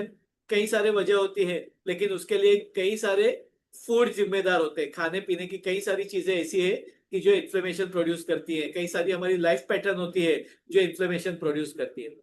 तो अगर ये इन्फ्लेमेशन को अगर ठीक किया जाए, तो कई सारी बीमारियों से हम दूर हो सकते हैं, या बीमारियों की तीव्रता हम कम कर सकते हैं। एनर्जी ब्लॉकेजेस, यहाँ पे एनर्जी ब्लॉकेज की बात कर रहे हैं हम। ये कोई हार्ट ब्लॉकेजेस या ब्लड ब्लॉकेजेस की बात नहीं है। एनर्जी ब्लॉकेज क्योंकि हमारे शरीर में एनर्जी का फ्लो बहता है, हमारे गलत रहन सहन की वजह से, खाने पीने के तरीकों की वजह से हमारे एनर्जी में कहीं पे रुकावट आ जाती है, और वो रुकावट हमें कोई ना कोई बीमारी के रूप में दिखाई देने लगती है। तो ये एनर्जी ब्लॉकेजेस को रिमूव करने के लिए, कम करने के लिए कई सारी हीलिंग टेक्निक्स होती हैं, जैसे एक्यूप्रेशर है, एक्यूपंक्चर है, मैग्नेटोथेरेपी है, मुद्रा थेरेपी है। ये एनर्जी ब्लॉकेजेस को रिमूव करने का काम करती है। तो ये थेरेपी का इस्तेमाल करके हम कई सारे एनर्जी ब्लॉकेजेस को रिमूव कर सकते हैं। ओवर हाइड्रेशन ये एक महत्वपूर्ण विषय है। पानी ठीक से नहीं पीना। लोगों को पूछते हैं आप बराबर से पानी पीते हैं? हाँ, हम तो बराबर से पानी पी रहे हैं। लेकिन अगर बराबर से पानी पी रहे तो आपके सेल्स डिहाइड्रेटेड क्यों है? तो कई सारी बीमारियां, यानी वास्तव में हम जिसको बीमारियां समझते हैं, वो कई बार बीमारियां नहीं होती हैं, डिहाइड्रेशन होता है। डिहाइड्रेशन यानी केवल हमें जो गर्मी में महसूस होता है वैसा नहीं, ये सेल्स का डिहाइड्रेशन है। यानी सेल्स को अगर पर्याप्त मात्रा में, मैंने बताया आपको कि हमारा शरीर 2/3 हिस्सा पानी का है हमारे शरीर में। तो कई बार लाइफ पैटर्न की वजह से हम पर्याप्त मात्रा में पानी नहीं पीते। जैसे आजकल ज्यादातर लोग जो हैं ऑफिसेज में एसी लगाया हुआ होता है, एसी में पानी की प्यास नहीं लगती। आपको प्यास नहीं लगती तो आप पानी कम पीते हैं। कई बार काम काज ज्यादा होने की वजह से बीच में काम में रुकावट ना आ जाए, क्योंकि यूरिनेशन होगा तो हमें वो जाना पड़ेगा यूरिनेशन के लिए, तो प्रेशर फील ना हो, उसके लिए कम पानी पिया जाता है। तो ऐसी कई सारी वजह होती है। बड़ी उम्र के लोगों को ज्यादा प्यास का एहसास नहीं होता है, या बार बार उठना ना पड़े, खास करके रात के समय में यूरिनेशन के लिए उठना ना पड़े, इसके लिए पानी कम पिया जाता है। डे टाइम में भी बार बार डिस्टर्ब ना हो, इसके लिए पानी कम पिया जाता है। तो ऐसी कई सारी वजह है जिसकी वजह से हम पानी कम पीते हैं। तो ये भी एक महत्वपूर्ण वजह है बीमारियां होने की। और हाइड्रेशन पुअर न होने की वजह से ही एसिडिटी बढ़ जाती है, गैसेस का प्रमाण होता है, किडनी स्टोन होते हैं। ऐसी कई सारी बीमारियां होती है जिसके बारे में हमें पता नहीं है, या हमें बीमारियों के बारे में भी तो पता है, लेकिन उसकी वजह पुअर हाइड्रेशन है ये हमें पता नहीं। उसके बाद में न्यूट्रिशनल डेफिशिएंसी एक काफी महत्वपूर्ण वजह है बीमारियां होने की।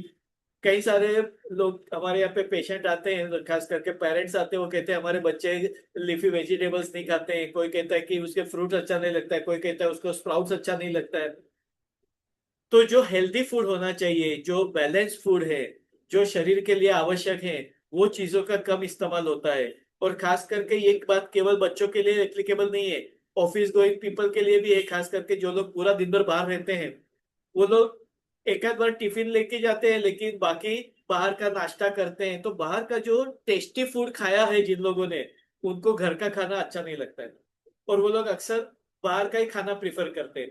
कई बार ट्रैवलिंग की वजह से घर का खाना लेके नहीं जा सकते, इसके लिए नहीं लेके जाते, लेकिन अदरवाइज ज्यादातर लोगों को देखा है कि वो लेके जाना भी पॉसिबल है तो भी नहीं प्रिफर करते, क्योंकि उनको बाहर के खाने का चस्का लगा होता है, क्योंकि वो टेस्ट बड्स को वो आदत लग गई है।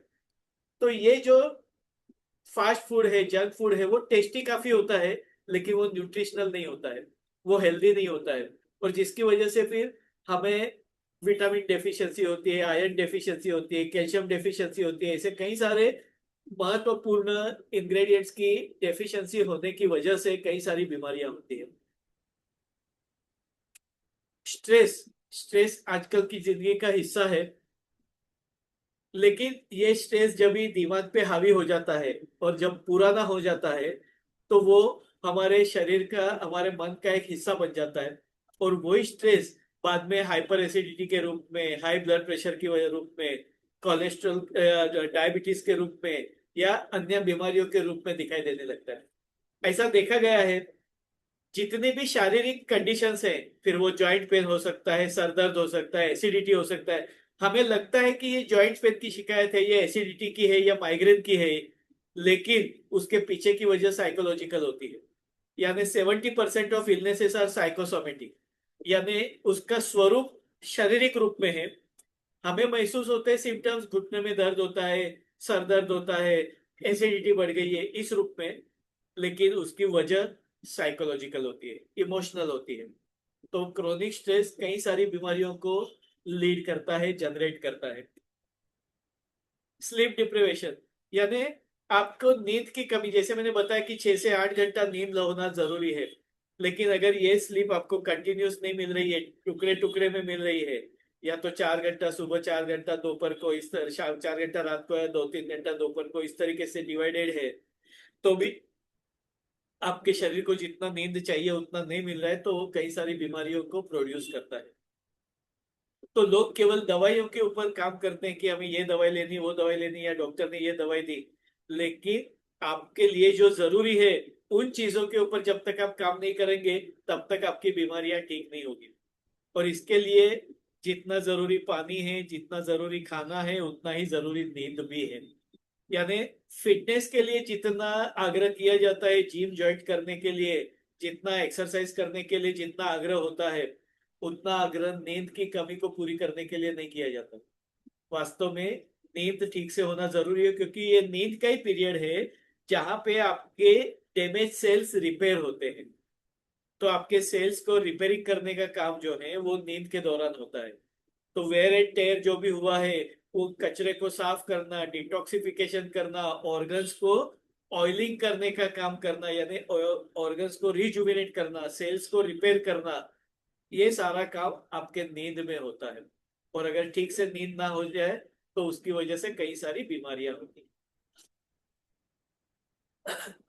टॉक्सिक ओवरलोड, ये आजकल का एक बहुत ही महत्वपूर्ण विषय है, क्योंकि हर जगह पे टॉक्सिन्स है। अगर आप देखेंगे तो लोगों की सोचने में टॉक्सिन्स आ गए हैं, खाने में, पानी में, हवा में, यानी जहां देखो वहां पॉल्यूशन है, वहां से टॉक्सिन्स जा रहे हैं।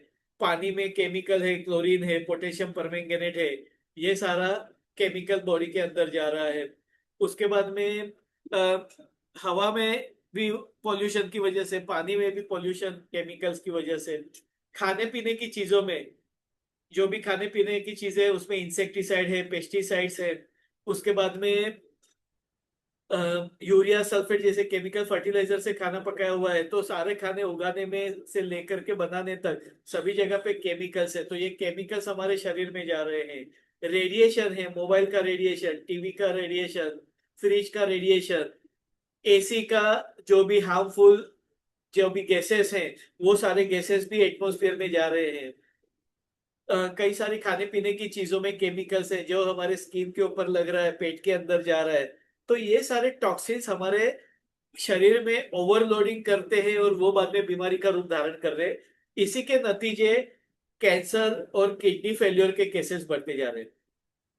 कुछ सालों पहले तक किडनी फेल्योर के इतने सारे केसेस नहीं होते थे, कैंसर के इतने सारे केसेस नहीं होते थे, लेकिन आजकल होते जा रहे हैं, क्योंकि हमारी लाइफस्टाइल ऐसी हो रही है कि हमें पता भी नहीं है कि हम वो टॉक्सिन्स को हमारे शरीर में डाल रहे हैं। जैसे पहले हम लोग घर से टिफिन लेकर के जाते थे, आजकल हम लोग बाहर से खाना भी मंगाते तो प्लास्टिक बैग में आता है। प्लास्टिक कंटेनर में आता है, घर से भी हम लेकर के जाते तो प्लास्टिक डब्बे में खाना लेकर के जाते हैं, गर्म चीजें प्लास्टिक डब्बे में भरते हैं, खाने पीने की चीजें हैं उसके स्टोरेज के लिए प्लास्टिक का इस्तेमाल कर रहे हैं, तो उसकी जो माइक्रो प्लास्टिक्स है वो हमारे खाने पीने की चीजों के साथ में मिक्स हो रहा है, वही सारी चीजें हमारे अंदर जा रही है और वो हमें बीमारी प्रोड्यूस करती है। और ये हमें पता भी नहीं चल रहा है कि हमारे शरीर को नुकसान हो रहा है, लेकिन हम ये करते जा रहे हैं और ये स्लो पॉइजन की तरह हमारे शरीर को नुकसान पहुंचाते जा रहा है। अभी ये इन सब चीजों से बचना है, या इन सब चीजों को अगर हमें दूर करना है तो हमें क्या करना चाहिए, तो उसके लिए ये 7 पिलर्स हैं जो कि हमें नेचुरल वेलनेस दे सकते हैं।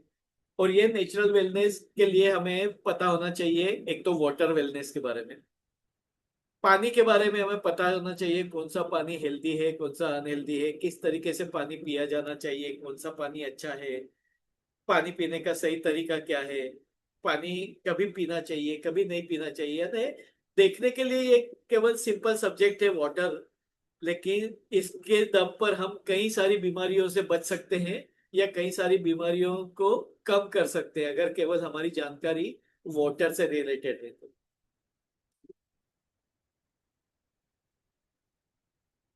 मिड टाइम ये डिस्कस करते हैं, उसके पहले अभी तक का सेशन आपको कैसा लगा, जानकारी के बारे में आप लोगों को क्या लगता है? ये एक आई ओपनर जानकारी है जिसके बारे में सभी लोगों को पता होना जरूरी है, क्या लगता है आपको? आप चैट बॉक्स में बता सकते हैं लिख करके। आपको ये लॉजिकल लगता है कि यस ये चीज हमें पता होनी चाहिए, अवेयरनेस क्रिएट होनी चाहिए, अगर ये है तो हम कई सारी बीमारियों से बच सकते हैं? Do you feel that?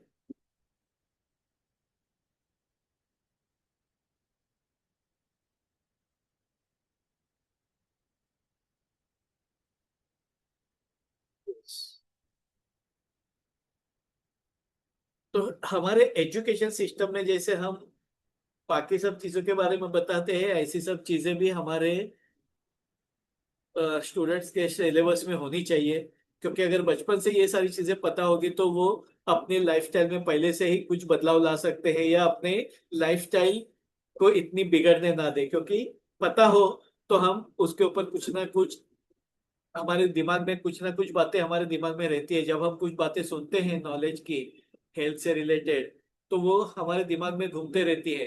भले हम 100% फॉलो ना कर पाए लेकिन कहीं पे तो हमें उसका एहसास होता है, और जहां जहां पॉसिबल है हम वो चीज को अप्लाई करने की कोशिश करते हैं।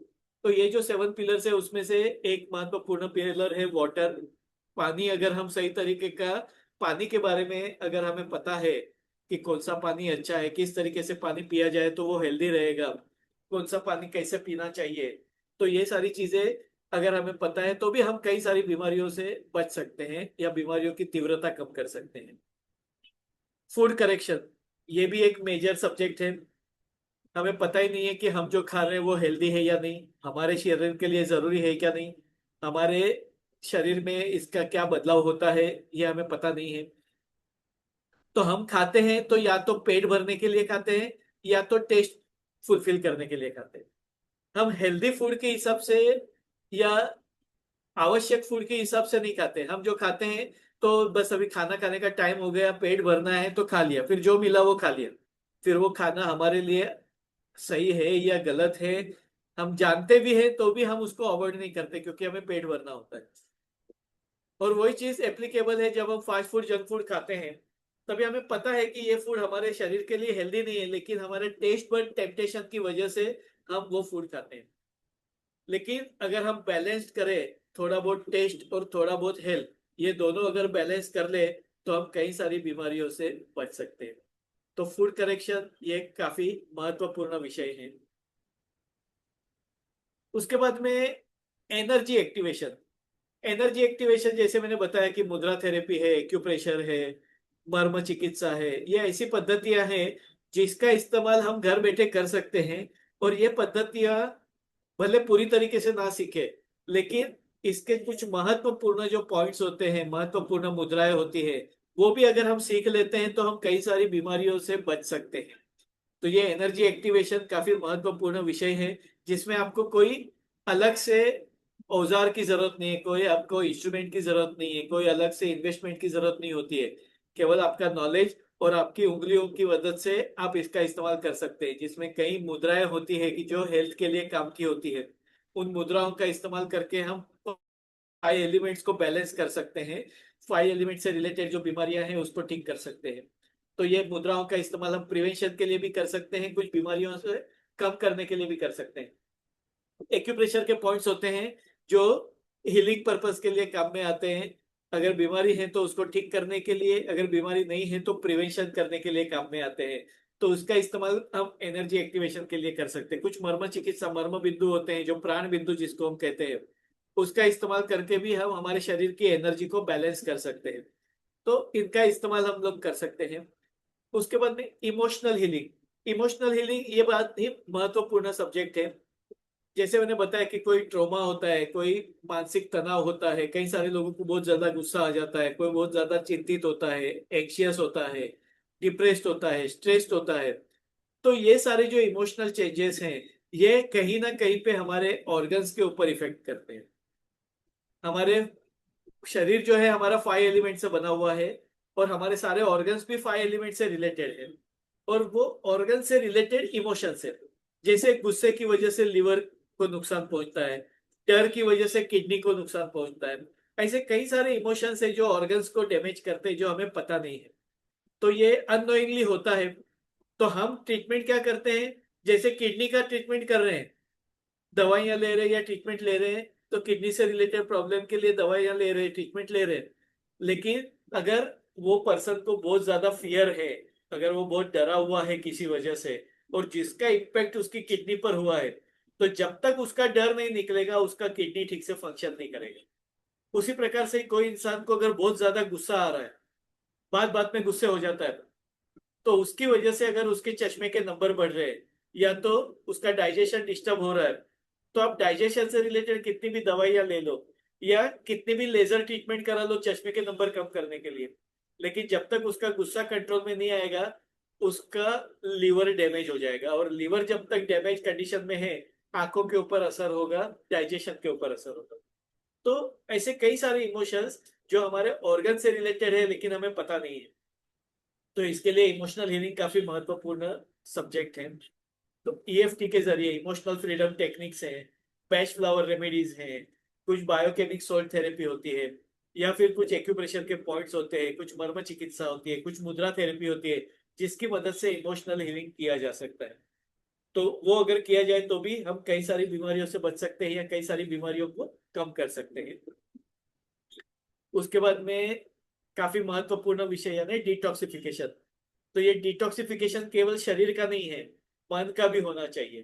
क्योंकि टॉक्सिन्स शरीर में जो पता है वो तो हम कोई भी दवाइयों के माध्यम से या उपवास या ऐसा करके हम डिटॉक्स कर सकेंगे। तो डिटॉक्स के तो कई सारे तरीके हैं, लेकिन उसके साथ में थॉट का डिटॉक्स भी होना चाहिए, इमोशंस का डिटॉक्स भी होना चाहिए। तो ये डिटॉक्स भी उतना ही आवश्यक है। तो ये एक महत्वपूर्ण पिलर है अगर आपको नेचुरल वेलनेस मेंटेन करना है। उसके बाद में मूवमेंट थेरेपीज का मतलब होता है फिजिकल एक्टिविटी, जिसमें योगा हो सकते हैं, कुछ एक्सरसाइजेस हो सकती है। क्योंकि फिजिकल एक्टिविटी के बगैर आपके जॉइंट्स की मोबिलिटी बढ़ेगी नहीं। फिजिकल एक्टिविटी से आपका डाइजेशन पावर इंप्रूव होता है। फिजिकल एक्टिविटी की वजह से आपका रेस्पिरेटरी सिस्टम इंप्रूव होता है। फिजिकल एक्टिविटी की वजह से आपका थॉट प्रोसेस में चेंजेस आते हैं, आपको नींद अच्छी आ सकती है, आपका इमोशनल डिस्टर्बेंसेस कम हो सकते हैं। तो फिजिकल एक्टिविटी भी उतनी ही जरूरी होती है। तो ये एक काफी महत्वपूर्ण पिलर है नेचुरल वेलनेस का। उसके बाद में जो सेवंथ पिलर है महत्वपूर्ण, वो है स्लीप एंड स्पिरिचुअल वेलनेस। यानी स्लीप के लिए तो जैसे मैंने बताया कि आपका नींद ठीक से होना जरूरी है, नींद का टाइमिंग, नींद का पैटर्न, ये जरूरी है। उसी के प्रकार से उसी के साथ में आपका स्पिरिचुअल वेलनेस का होना भी उतना ही जरूरी है, क्योंकि ये आपको कूलिंग इफेक्ट देता है, मेंटल पीस देता है, आपको हैप्पीनेस देता है।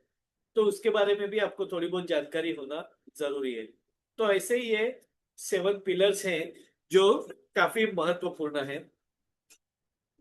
अ, ये सब जो मैंने अभी अब तक आपको बताया, उसके बाद में कुछ महत्वपूर्ण बात है जो मैं आपको बताने वाला हूँ, तो आप और थोड़ी देर रुकिएगा जरूर। तो यहाँ तक का सेशन आपको कैसा लगा? आप चैट बॉक्स में आप अपना मैसेज डाल सकते हैं। Was it informative? Was it eye opener? Is it essential to know for everybody?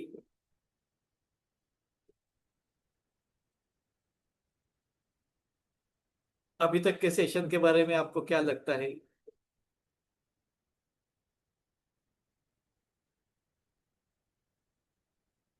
ये आई ओपनर है, राइट?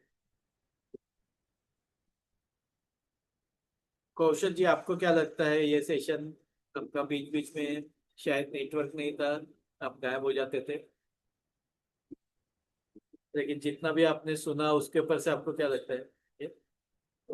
Thank you. लेकिन ये सेशन केवल इंफॉर्मेशन के लिए नहीं है, ये केवल eye opener, definitely it is eye opener session, लेकिन ये एक प्रोसेस की शुरुआत है। बहुत जल्द मैं अभी बायो हिल वेलनेस क्लब का कंसेप्ट शुरू कर रहा हूँ, जो कि मैं मिशन के तौर पे इसको लेके जाना चाहता हूँ, जिसके मुताबिक ये एक प्रोग्राम होगा 1 मंथ का या 3 मंथ का, 1 ईयर का, जैसा जैसा जिसको इंटरेस्ट हो। पहला इंट्रोडक्टरी, एक बिगिनर लेवल का 1 मंथ का ये प्रोग्राम रहेगा, जिसमें एवरी वीक एक इंफॉर्मेटिव वेबिनार रहेगा। ये 4 वीक का प्रोग्राम रहेगा। एवरी डे आपको certain health tips, dos and don'ts, उसके बारे में आपको बताया जाएगा। रोज आप क्या क्या कर सकते हैं उसके बारे में आपको बताया जाएगा। कुछ ना कुछ इंफॉर्मेशन आपको रहेगी व्हाट्सएप ग्रुप पे, जिसमें आपको हेल्थ के बारे में जो मैंने 7 पिलर्स बताए हैं, वो 7 पिलर्स के बारे में आपको अपडेट किया जाएगा। ये इंट्रोडक्टरी होगा 1 मंथ के लिए, जिनको होगा उनको केवल बेसिक्स जो बताया जाएगा। लेकिन जिन लोगों को लॉन्ग टर्म के लिए करना है, तो उन लोगों को ये सारी चीजें जो है वो सिस्टमेटिक रूप से सिखाई जाएगी, बताई जाएगी कि वाटर वेलनेस क्या है, आपको पानी पीने के लिए किस तरीके से आप पानी पी सकते हैं आपके प्रॉब्लम के अनुसार।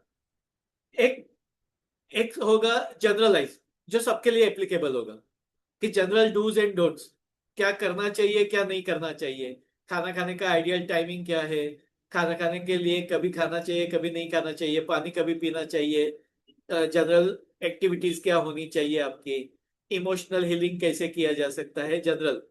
तो एक ये जनरल होगा, और एक इंडिविजुअल होगा। इंडिविजुअल होगा आपके हेल्थ इश्यूज के अनुसार, क्योंकि आप देखेंगे एलोपैथी में हर एक पेशेंट को एक ही पैरामीटर पे, एक ही क्राइटेरिया पे चेक किया जाता है। जैसे अगर थायराइड है तो सबके लिए वही दवाई होती है, कोलेस्ट्रॉल है सबके लिए वही दवाई होती है, डायबिटीज है सबके लिए वही दवाई, बीपी है तो सबके लिए वही दवाई। यानी अगर 10 पेशेंट अगर डायबिटीज के हैं तो 10 पेशेंट को वही दवाई दी जाती है। लेकिन आइडियली हर एक इंसान अलग है, और हर एक इंसान को बीमारी होने की वजह भी अलग है। जैसे हम लोगों ने पूरे सेशन में डिस्कस किया, तो ऐसे कई सारे अलग अलग पॉइंट्स हैं जो सबके लिए अलग अलग एप्लीकेबल हो गए। किसी को लगेगा कि हाँ मेरा फूड में कुछ गड़बड़ है, कोई बोलेगा कि हाँ मेरा स्लीप पैटर्न में कुछ गड़बड़ है, कोई बोलेगा कि मेरा एक्टिविटी कम है। यानी कुछ ना कुछ 1 या 2 पिलर में प्रॉब्लम होगा। लेकिन कई सारे लोग ऐसे होंगे कि जिसके पूरा लाइफस्टाइल ही डिस्टर्ब होगा, और इसके लिए फिर कई सारी बीमारियां एक साथ में आप देखेंगे, तो कई सारे लोगों को डायबिटीज भी है, हाई बीपी भी है, जॉइंट पेन भी है, एसिडिटी भी है, माइग्रेन भी है। यानी आप जो बीमारियों का नाम बोलो वो हर एक स्पेशलिस्ट के पास में जाके आते हैं। ऑर्थोपेडिक के पास में जॉइंट पेन के लिए जाते हैं, चेस्ट फिजिशियन के पास में वो कार्डियक प्रॉब्लम लेकर के जाते हैं, डायबिटीज स्पेशलिस्ट के पास में उसके लिए जा रहे हैं। यानी इतनी सारे डॉक्टर्स और इतनी सारी दवाइयां, लेकिन सारे का तालमेल अगर बिठाया जाए और ये 7 पिलर्स के ऊपर काम किया जाए तो आप कई सारी बीमारियों से बच सकते हैं, या जो बीमारियां हैं उसमें भी आप सुधार ला सकते हैं, दवाइयों का इस्तेमाल कम कर सकते हैं। तो इसमें मैं आपको कुछ फिजिकल एक्टिविटीज बताऊंगा। मैं आपको कुछ हेल्थ से रिलेटेड कुछ मर्म बिंदु, कुछ मुद्राएं, कुछ एक्यूप्रेशर के पॉइंट्स बताऊंगा। तो ये एक अलग अलग इसमें क्राइटेरिया रहेगा। इसमें 1 to 1 सेशन भी रहेगा। 1 मंथ में एक या दो कंसल्टेशन होगा, जिसमें 20 to 30 मिनट्स में मैं आपका जो शेड्यूल है, आपकी जो लाइफ पैटर्न है और आपकी बीमारी है उसका एनालाइज करके आपके लिए क्या सही है क्या गलत है वो मैं आपको रिकमेंड करूंगा। उसके बाद में 1 मंथ के बाद में फॉलोअप होगा। उसमें 1 महीने में आप में क्या बदलाव आया, आपने क्या क्या चीजें फॉलो की, ये इसके बारे में बताया जाएगा। लेकिन ये जो सेशन है एज गुड एज जैसे हम कोई क्लासेस में जाते हैं, ये उस तरीके का सेशन होगा जिसमें 1 मंथ आप कंटिन्यू मेरे टच में रहेंगे। मैंने देखा है कई सारे लोग योगा सीखते हैं, कई सारी चीजें सीखते हैं, लेकिन बाद में प्रैक्टिस नहीं होती है, बाद में वो किया नहीं जाता है क्योंकि वो मोटिवेशन नहीं होता है। लेकिन जब लोग इकट्ठा होकर के करते हैं तो एक दूसरे को देख करके, और जब ये रूटीन बन जाता है तो वो आदत लग जाती है और बाद में फिर धीरे धीरे वो रेगुलर लाइफ का हिस्सा बन जाता है। तो इसमें मेरा प्लानिंग ऐसा है कि every day at least Monday to Friday 15 to 30 minutes, जिसमें एवरी डे के कुछ रिचुअल्स रहेंगे, रोज के कुछ करने की विधि रहेगी। कौन से एक्यूप्रेशर के पॉइंट्स आपको रेगुलर करने हैं, कौन सी फिजिकल एक्टिविटी रेगुलर करनी है, कौन सी ब्रीथिंग टेक्निक्स रेगुलर करनी है, ये आपको रोज साथ साथ में करनी होगी। मैं एक भी करूंगा, आप भी करेंगे। उसके बाद में कुछ उसमें आपको करेक्शंस करना, क्या क्या करना है वो आपको मैं बताऊंगा। लेकिन मेनली 15 to 30 मिनट्स में आपको 15 मिनट सपोज की रोज की फिजिकल एक्टिविटी, और 10 to 15 मिनट जो होगा वो नॉलेज सेशन होगा, जिसमें मैं आपके साथ में कुछ इंफॉर्मेशन शेयर करूंगा, पानी के बारे में, खाने के बारे में, न्यूट्रिएंट्स के बारे में, एक्सरसाइज के बारे में, इमोशंस के बारे में। तो इससे आपका एजुकेशन होगा और जिसका इस्तेमाल आपको लाइफ टाइम मिलेगा। क्योंकि ये आप एक बार सीख लेते हैं ना तो वो आपके डीएनए में बस जाता है, आपके ब्लड में जब मिक्स हो जाता है आपको पता चल जाता है कि ये कुछ चीजें मुझे करनी है। तो आप अपनी सेहत के लिए अगर करते हैं तो आपको उसका एडवांटेज दिखने लगता है। और जब एडवांटेज दिखने लगता है कि कोलेस्ट्रॉल लेवल जो 50 ज्यादा था, 250 से वो 220 पे आ गया, 220 से वो 180 पे आ गया, ये जब डिफरेंस हमें पता चलने लगता है, ब्लड शुगर जब कंट्रोल में आने लगती है, हाई बीपी जब कंट्रोल में आने लगता है, हमारे सिम्टम्स कम होने लगते हैं, वीकनेस कम होने लगती है, दर्द कम होने लगता है, ये जब हमें चेंजेस आना शुरू हो जाते हैं तब हमें वो कॉन्फिडेंस लेवल आ जाता है और तब हमें एक्सपीरियंस भी हो जाता है कि ये चीजें करने की वजह से हमें ये फायदा हो रहा है, तो हमें ये चीजें कंटिन्यू करनी चाहिए। तो ये प्रोग्राम में 1 जुलाई से शुरू करने जा रहा हूँ। आप में से कितने लोग इंटरेस्टेड हैं ये प्रोग्राम में का हिस्सा बनने के लिए? और ये प्रोग्राम उनके लिए ही है जो खुद के हेल्थ का रिस्पॉन्सिबिलिटी खुद लेना चाहते हैं। देखिए, अगर आपकी हेल्थ का रिस्पॉन्सिबिलिटी मैं लेता हूं या दवाइयां लेते हैं, अगर ऐसा होता तो किसी की बीमारियां बीमारियां रहती ही नहीं। अगर आप दवाइयों के ऊपर डिपेंडेंट है कि दवाइयों से अगर बीपी ठीक हो जाता है, दवाइयों से कोलेस्ट्रॉल ठीक हो जाता है, दवाइयों से डायबिटीज ठीक हो जाता है, यानी आपकी बीमारी की जिम्मेदारी दवाइयों की है, आपकी बीमारी की जिम्मेदारी अगर डॉक्टर की है, तब तो आप बीमारी से दूर होने ही चाहिए थे, क्योंकि दवाइयां तो आप ले ही रहे हैं। तो अगर दवाइयां अगर जिम्मेदार है आपकी बीमारी को ठीक करने के लिए, तो दवाइयां लेने के बाद में आपकी बीमारी ठीक हो जानी चाहिए थी। लेकिन नहीं हो रही है। क्यों नहीं हो रही है? क्योंकि हमारी बीमारी की जिम्मेदारी हम नहीं ले रहे। जब तक हम अपना जिम्मेदारी लेते नहीं है, हमारी बीमारी को ठीक करने के लिए जब तक हम नहीं कदम उठाएंगे, दुनिया का कितना भी बड़ा डॉक्टर हो आपकी बीमारी को ठीक नहीं कर सकता।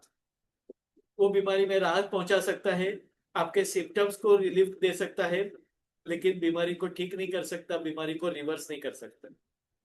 तो जब तक आप खुद जिम्मेदार नहीं है अपने बीमारी को ठीक करने के लिए, तो जो लोग सीरियसली इंटरेस्टेड हैं और सीरियसली टाइम देकर के अपनी हेल्थ के ऊपर काम करना चाहते हैं, ये ऐसे लिमिटेड लोगों के साथ में ही ये काम आगे बढ़ेगा। तो मेरा जो मिशन है कि लोग खुद जिम्मेदार भी बने और अपनी जिम्मेदारी से अपनी बीमारी को ठीक करने का लक्ष्य वो ले, तो वो डेफिनेटली ये लक्ष्य को अचीव कर सकते हैं, वो टारगेट को, वो एम को वो अचीव कर पाते हैं। तो 1 जुलाई से ये बायो हिल वेलनेस क्लब में शुरू करने जा रहा हूँ, जिसमें रेगुलर बेसिस पे आपको हेल्थ के बारे में भी पता चलेगा, आपके डूज एंड डोंट्स के बारे में पता चलेगा, आपके हेल्थ इश्यूज को एनालाइज करके उसको किस तरीके से आप उसको ठीक कर सकते हैं, उसके बारे में आपको गाइडलाइन मिलेगी। तो आप में से जो लोग इंटरेस्टेड हैं वो चैट बॉक्स में अपना नाम और नंबर लिख सकते हैं। आप लोग ग्रुप में ऑलरेडी हो, तो आपको ग्रुप में तो वो अपडेशन मिलेगा ही। लेकिन अगर आप सीरियसली इंटरेस्टेड हैं और इसमें जुड़ना चाहते हैं, तो आप अपना नाम और नंबर चैट बॉक्स में डाल सकते हैं। फोन कॉल के ऊपर हम उसका डिस्कशन कर सकते हैं, जिसमें आपको आपके क्या एक्सपेक्टेशंस है आपकी हेल्थ के बारे में, आपका गोल क्या है, आपका टारगेट क्या है, क्या क्या करना चाहते हैं, या क्या दिक्कतें आपको आ रही है, ये मैं समझने की कोशिश करूंगा और उसके अनुसार आपको मार्गदर्शन करूंगा। तो ये जनरलाइज भी होगा और इंडिविजुअलाइज भी होगा। जिनके पास में टाइम नहीं है रेगुलरली सेशंस अटेंड करने के लिए, लेकिन इंडिविजुअल कंसल्टेशन करना चाहते हैं, तो वो भी अपना नाम नंबर डाल सकते हैं, जहाँ पे इंडिविजुअल कोचिंग भी किया जा सकता है उनकी टाइम के हिसाब से, उनकी सहूलियत के अनुसार। तो जो लोग इंटरेस्टेड है वो लोग अपना नाम और नंबर चैट बॉक्स में डाल सकते हैं। किसी को कोई कंपल्शन नहीं है। जो लोग सच में ऐसा चाहते हैं अपनी सेहत को, और ये जरूरी नहीं कि ये सिर्फ पेशेंट हो वो ही कर सकते हैं, ये केवल बीमार लोगों के लिए नहीं है। जो लोग हेल्थ कॉन्शियस हैं ये उनके लिए भी एप्लीकेबल है। जो लोग हेल्थ कॉन्शियस हैं और अपनी हेल्थ को मेंटेन करना चाहते हैं, अपने वेलनेस को मेंटेन करना चाहते हैं, बीमारी नहीं होने के लिए कोशिश करना चाहते हैं, तो वो उनके लिए भी ये एप्लीकेबल है। यानी ये केवल पेशेंट के लिए नहीं है, ये वेलनेस के लिए है। मैंने बताया allopathy is a science of illness, लेकिन हमारा मिशन है वेलनेस। वेलनेस का मतलब ये होता है, अगर आप हेल्दी हैं तो आप हेल्दी रहे, लेकिन अगर आपको बीमारी है तो आपकी बीमारी का सॉल्यूशन मिले। केवल मेडिसिन के ऊपर डिपेंडेंट मत रहिए, खास करके जो लोग एलोपैथी दवाइयों के ऊपर निर्भर हैं, क्योंकि ये दवाइयाँ लंबे अरसे पर लेने के बाद में एक तो आपको आदत हो जाती है। पहले जो मेडिसिन 25 मिलीग्राम से शुरू होती है, फिर वो 25 मिलीग्राम, 50 मिलीग्राम से लेकर के 150 मिलीग्राम तक भी चली जाती है। अभी एक 2-3 दिन पहले एक पेशेंट आए थे, वो बता रहे थे उन्होंने दवाइयों की शुरुआत की थी थायराइड के लिए तो 25 मिलीग्राम था, और अभी उनको 150 मिलीग्राम की दवाइयां लेनी पड़ती। मैं थोड़ी देर के बाद में ग्रुप का भी ग्रुप भी ओपन करूंगा चैट बॉक्स के लिए, चैटिंग के लिए। तो आप उसमें भी अपना क्वेरीज होगा या कुछ डाल सकते हैं। मोस्टली जुलाई से शुरू हो जाएगा लावण्या जी।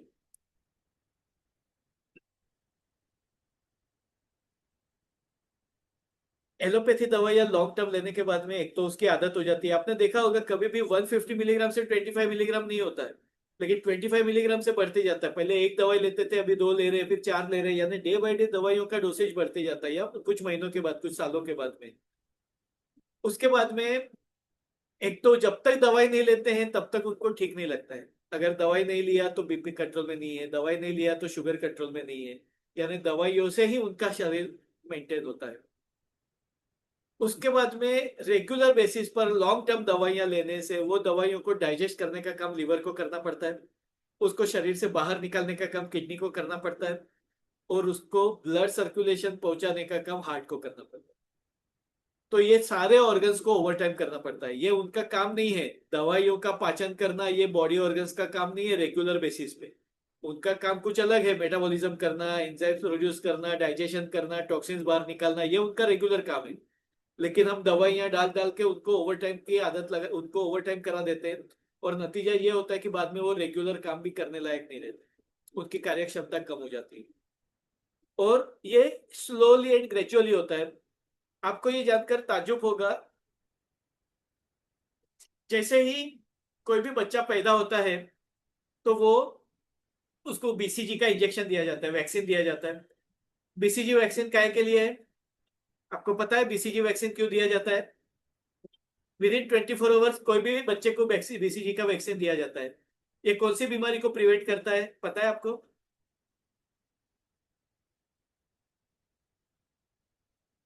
या प्रिवेंट करता है ऐसा कहा जाता है। क्यों दिया जाता है बीसीजी, पता है? कौन सी बीमारी के लिए?